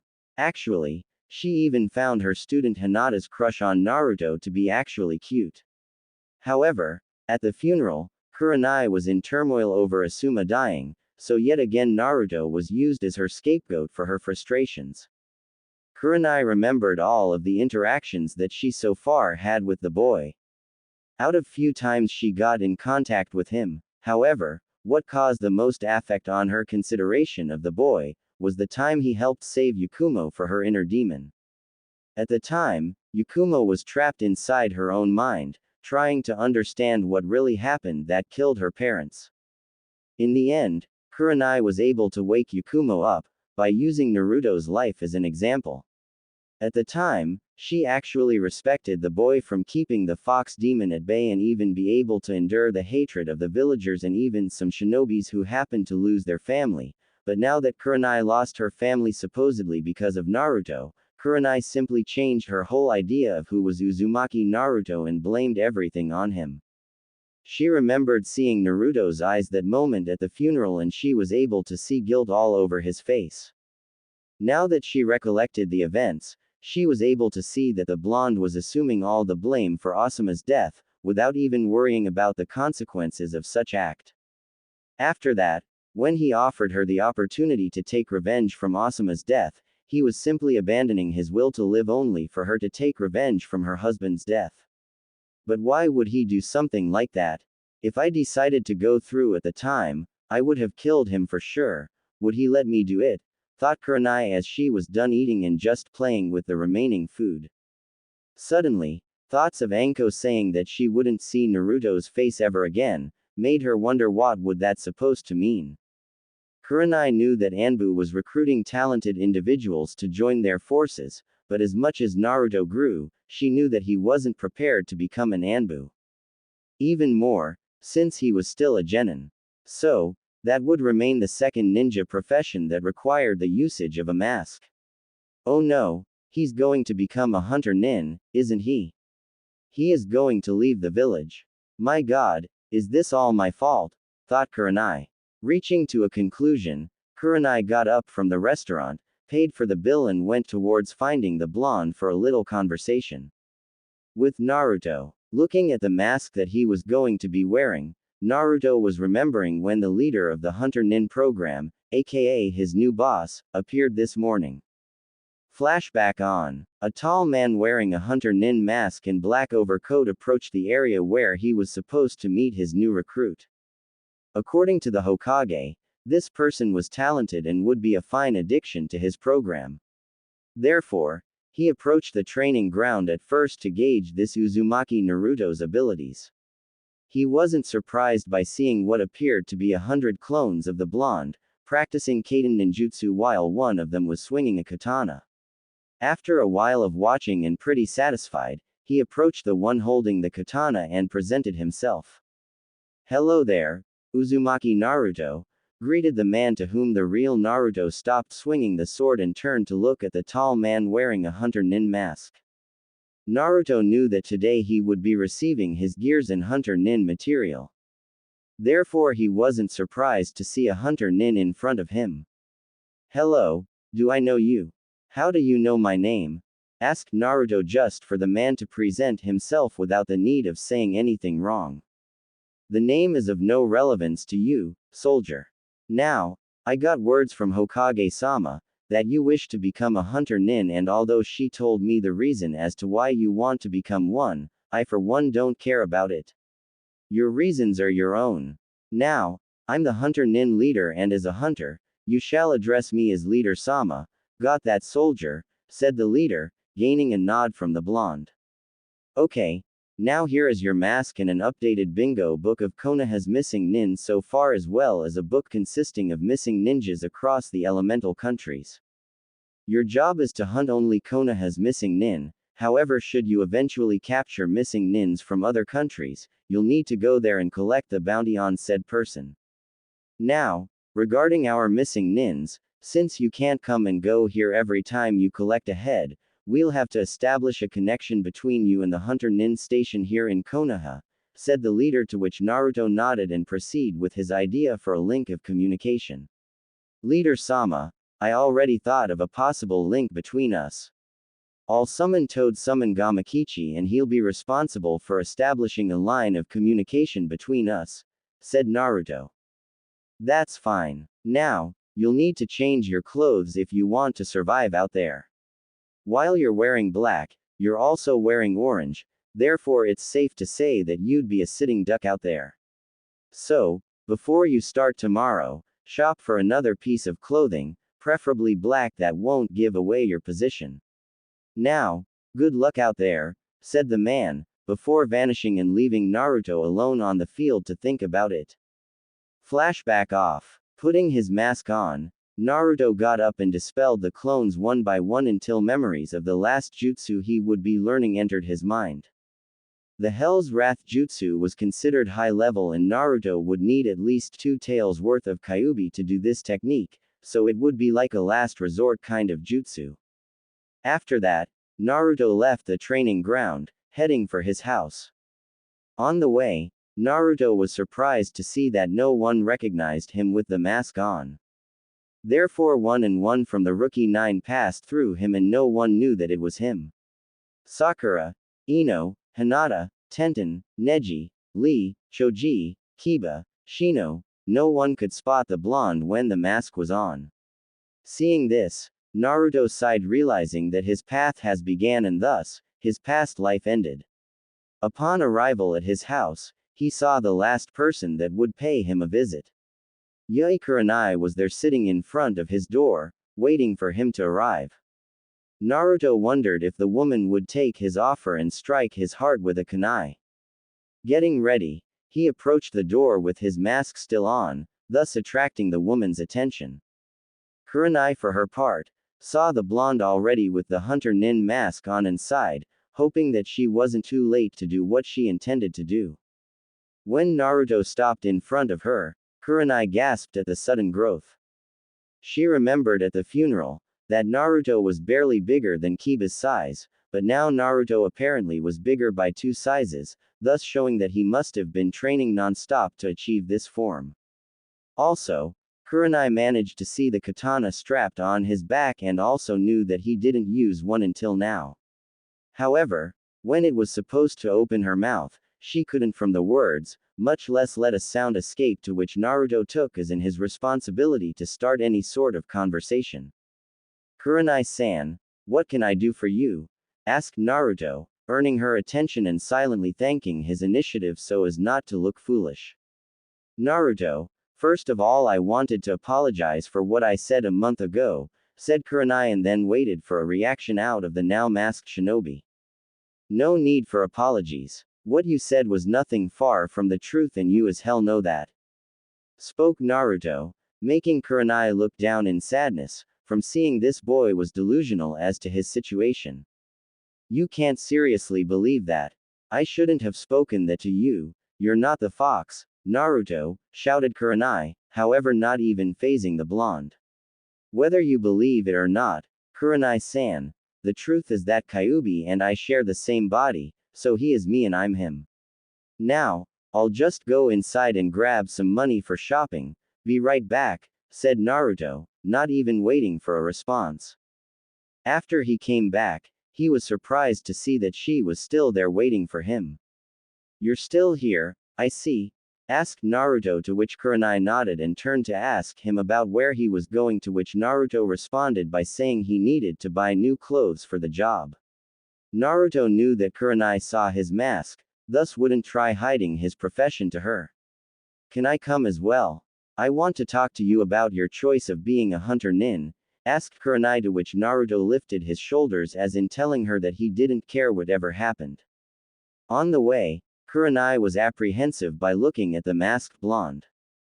As a child, she had lots of nightmares concerning that mask, and now here she was seeing what looked like a bright young man, actually starting to scare her a lot. Naruto, why did you become a hunter nin? Asked Kurenai while walking side by side with the big blonde. Naruto for his part didn't trust her enough to relate his actual reasons, as well as the fact that he didn't want anyone trying to dissuade him out of it, so he simply gave her a vague response. Decided to give it a try. Who knows, maybe I can find my vocation, said Naruto, not even bothering to turn his head to face the woman, much to her annoyance. You don't know what it means to be a hunter nin. Being a hunter nin is tough, said Kurenai, trying to dissuade him out of it, much to Naruto's annoyance this time. I didn't know you were a hunter nin before, Kurenai-san, since you know what it is to be one, then. Now, I'm going inside to buy some black clothes for me, you can come if you so wish to, said Naruto, to which Kurenai was already fuming at the boy's ability to piss her off. Careful Naruto, you are pissing her off. While I enjoy seeing that face on people, you wouldn't like to be on her bad side, said Kyuubi, to which Naruto started to talk inside his head. My answers are serving a purpose. Getting her pissed at me will stop her from trying to dissuade me from leaving, thought Naruto as he entered the shop and went to the clothes section, while seeing the face of anger displayed by the Junin. Kurenai, for her part, decided to breathe a little bit and forget about the blonde's attempt of pissing her off. After that, she began to scan the blonde's choice of clothes. So far, Naruto picked up what appeared to be a black coat, also he picked a fishnet shirt and went to the dresser to try it on, never once taking his mask off, making her wonder if he's doing this so as to remain inconspicuous amongst the crowd. When he went out of the dresser, Kurenai had to give it to the guy. In a few minutes, he managed to find a style that well suited him and his new profession. Black cargo paints on the bottom and an open black coat on top of the fishnet shirt. Also, he found some fingerless gloves, also black, finishing with dark gray boots. Actually, if she wasn't a month ago blaming him for the death of her husband, she would find this new Naruto to be quite the looker, of course without the mask on. After seeing him paying for the clothes and leave the store, she sighed knowing that his path was now chosen and no one would change that. Now leaving the store, she ran to his side and started to look at his new look. Quite an enigma, this guy. He didn't even appear to be thinking about anything other than going forward. What is on his mind right now? Thought Kurenai. Upon arriving at his apartment, he took off his mask and looked at Kurenai for a moment. After this, Kurenai forever felt like betraying her husband after seeing the blonde's face. However, she was awoken from her wonderings when Naruto turned to speak. This will be last time we laid eyes with each other, Kurenai-san. Whether we meet after this, will be by pure coincidence. Take care of what and who's important to you, said Naruto, before giving his back to the woman and closing the door, leaving her outside without even waiting for a response. Truth be told, she was appalled by what she said, but then she knew that he was simply stating the truth of the matter. Hunter Nins were hard to be seen since they traveled constantly, and when they were inside the village, they used masks, so it was impossible for them to meet again outside of pure coincidence. Kurenai also was happy to hear what he said for last. Needless to say, the blonde managed to get Kurenai out of her misery from Asuma's death and helped her wake up for life. Naruto, I'll be waiting for your return, so that I can tell my son your story. I want him to meet the one who faced the adversities in life and strive to overcome them. Through your story, I hope to teach my son what it means to be a true shinobi that inherited the will of fire. Naruto, Genin of Konoha, Jinchuriki of the Kyubi no Yoko, and now Hunter Nin for Konohagakure. I'll do my best for the next generation to know of whom you are and who are you about to become in the future. Until then, please watch out for yourself. The next day, Naruto woke up to what was his last night's sleep inside the village walls. Strangely enough, he had the best sleep of his life. He dreamed about being able to see the world without worrying to come back or even having to fulfill a mission. Since he decided to leave the first thing in the morning, he woke up at 6 and was already heading towards the gate at 7. Looking around, he saw the shops beginning to open for business, but very few citizens were on the streets, which was perfect for him. A couple of shinobis were visible, even 2 Anbus that were patrolling the area, but other than that, Naruto didn't recognize anyone. Practically visualizing the huge gate in front of him, Naruto sighed, since right in front of the gate, there were a few recognizable people. Jiraiya, Tsunade, Kakashi, Anko and strangely Iruka were there to see him off. Somehow, they knew that Naruto would leave early and stood there waiting for his arrival. As to the group, they were waiting for Naruto to appear and leave to start his Hunter Nin mission. However, their sights were met by a big 6 feet 2 inches man wearing all black from head to toe, Hunter Nin mask and blonde hair. Anko was the one who recognized the blonde, which earned the attention of everyone for 2 reasons. One was Naruto's outfit and 2 was that Anko managed to recognize him, which made everyone grow suspicious of the snake mistress. Jiraiya already figured that the girl and Naruto got comfortable with one another and began to write some noted on his notebook, earning Kakashi's attention from being the #1 fan of Ika Ika and Tsunade's fury. The result was Tsunade punching Jiraiya and Kakashi to grab the notebook and read the material so far. When Naruto stopped in front of the group, he was surprised to say that he didn't know what to say to them. Kurenai was easy because he wanted to piss her off, however this group was the only one to whom Naruto could trust, however he didn't want them feeling sad that he left or even trying to dissuade him of his decision. Luckily to Naruto, however, Kakashi chose to initiate the conversation. Naruto, contrary to what you might be thinking, none of us wishes to dissuade you of anything. We just wanted to wish you best of luck out there, said Kakashi with a smile behind his mask, to which Naruto just nodded and took off his mask, surprising everyone present. This new Naruto was somewhat different. His eyes' expression didn't have any doubts of what the blonde was about to do, and by looking at him, everyone somehow felt it was right for him doing this. True to their analysis, Naruto was actually confident that this was the best vocation for him. Also, he would protect the village by leaving them. By now, news of his fake travel to visit Jiraiya's network was already public, Therefore Akatsuki would be out there trying to search for someone that doesn't exist anymore. I appreciate it, Kakashi-sensei.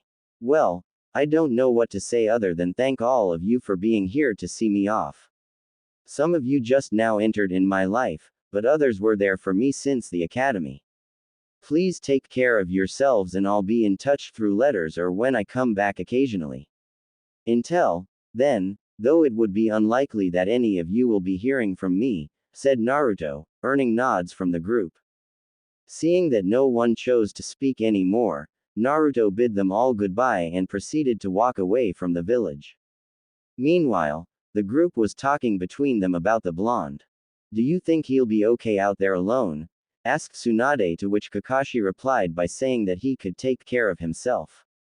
Iruka was amazed by the blonde's growth since the academy and concluded that the blonde would be every missing nin's nightmare some time from now. Anko was seizing him up to bottom and remembering the interaction they had together.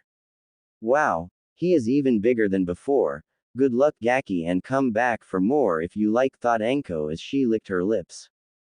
With Naruto. After about an hour of walking, Naruto looked behind only to see that the village was barely visible anymore. Smiling, he turned again and went forward to his first target of the book. Last night, before going to sleep, Naruto studied the bingo book with care in order to gauge his opponents. Starting from the C-level missing nins, Naruto was stunned to see one man named Nara Shishio listed as C-level missing nin. According to the bingo book, the man was responsible for raping some Konoha civilians and then leaving the girls at the park in blood all over their bodies. Thinking of the Nara clan, Naruto didn't actually know much about them outside their unrivaled skills on shadow manipulation. According to the bingo book, though, Shishio's abilities with the shadow manipulation was limited to the shadow binding, being that the clan's weakest technique ever. Also, it says the man barely received the promotion to Chunin from showing proficiency with Suiden ninjutsu, so Naruto would have to be careful of the guy.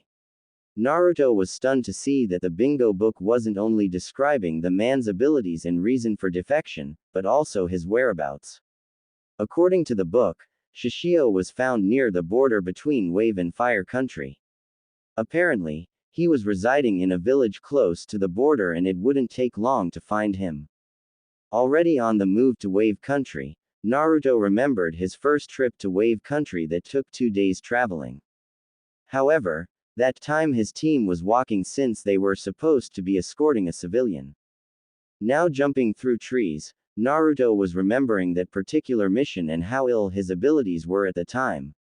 Not to mention how much you pissed your pants when the demon brothers attacked you, said Kyuubi on the verge of exploding himself in laughter upon imagining the scene, much to Naruto's discomfort. Please refrain from remembering me of moments such as these, okay? At least when Orochimaru was against me, I happened to put a good fight, thought Naruto, thus talking to the fox in his mindscape. If it weren't for me, you would have become snake food, back then, said Kyuubi, laughing his off right now, making Naruto wish to come inside the cage and shove a Rasenshuriken up Kyuubi's butt so as to teach a lesson. It was moments like these that Kyuubi showed his fun side, taunting Naruto and hearing his thoughts about it afterwards. Still, as Naruto traveled towards Wave Country, he couldn't help but think of the time ahead of him. He had Kyuubi to talk to, he could even summon Gamakichi for a little game, but other than that, he really didn't have anyone to talk to. Even worse was the fact that he couldn't mingle very much with others from fear that news of his whereabouts wouldn't be safe anymore. Putting his thought aside for the moment, Naruto focused on the battle ahead. Even though the man was considered a C-level missing nin, Naruto could very well get caught if he wasn't careful. After a while of traveling, Naruto suddenly heard a sound of woman screaming. Therefore, he went towards the source to see what was happening. Upon arrival, he suddenly clenched his fists in anger at the sight. According to his view from the tree, he could see his target forcing his way into what appeared a brunette civilian, since he couldn't see any headband. Also, no kunoichi would get caught like this, unless it was a group that kidnapped her. Mentally kicking himself in the gut from taking advantage of the raping, Naruto took 2 kunais from his pouch and carefully aimed against the neck of the shadow user. Little did Naruto know, however, that the girl was extremely familiar. Tsunami was visiting a couple of friends who were residing in the village closest to the border between Wave and Fire Country when this man captured her by using his shadow. No, she was forever cursing her.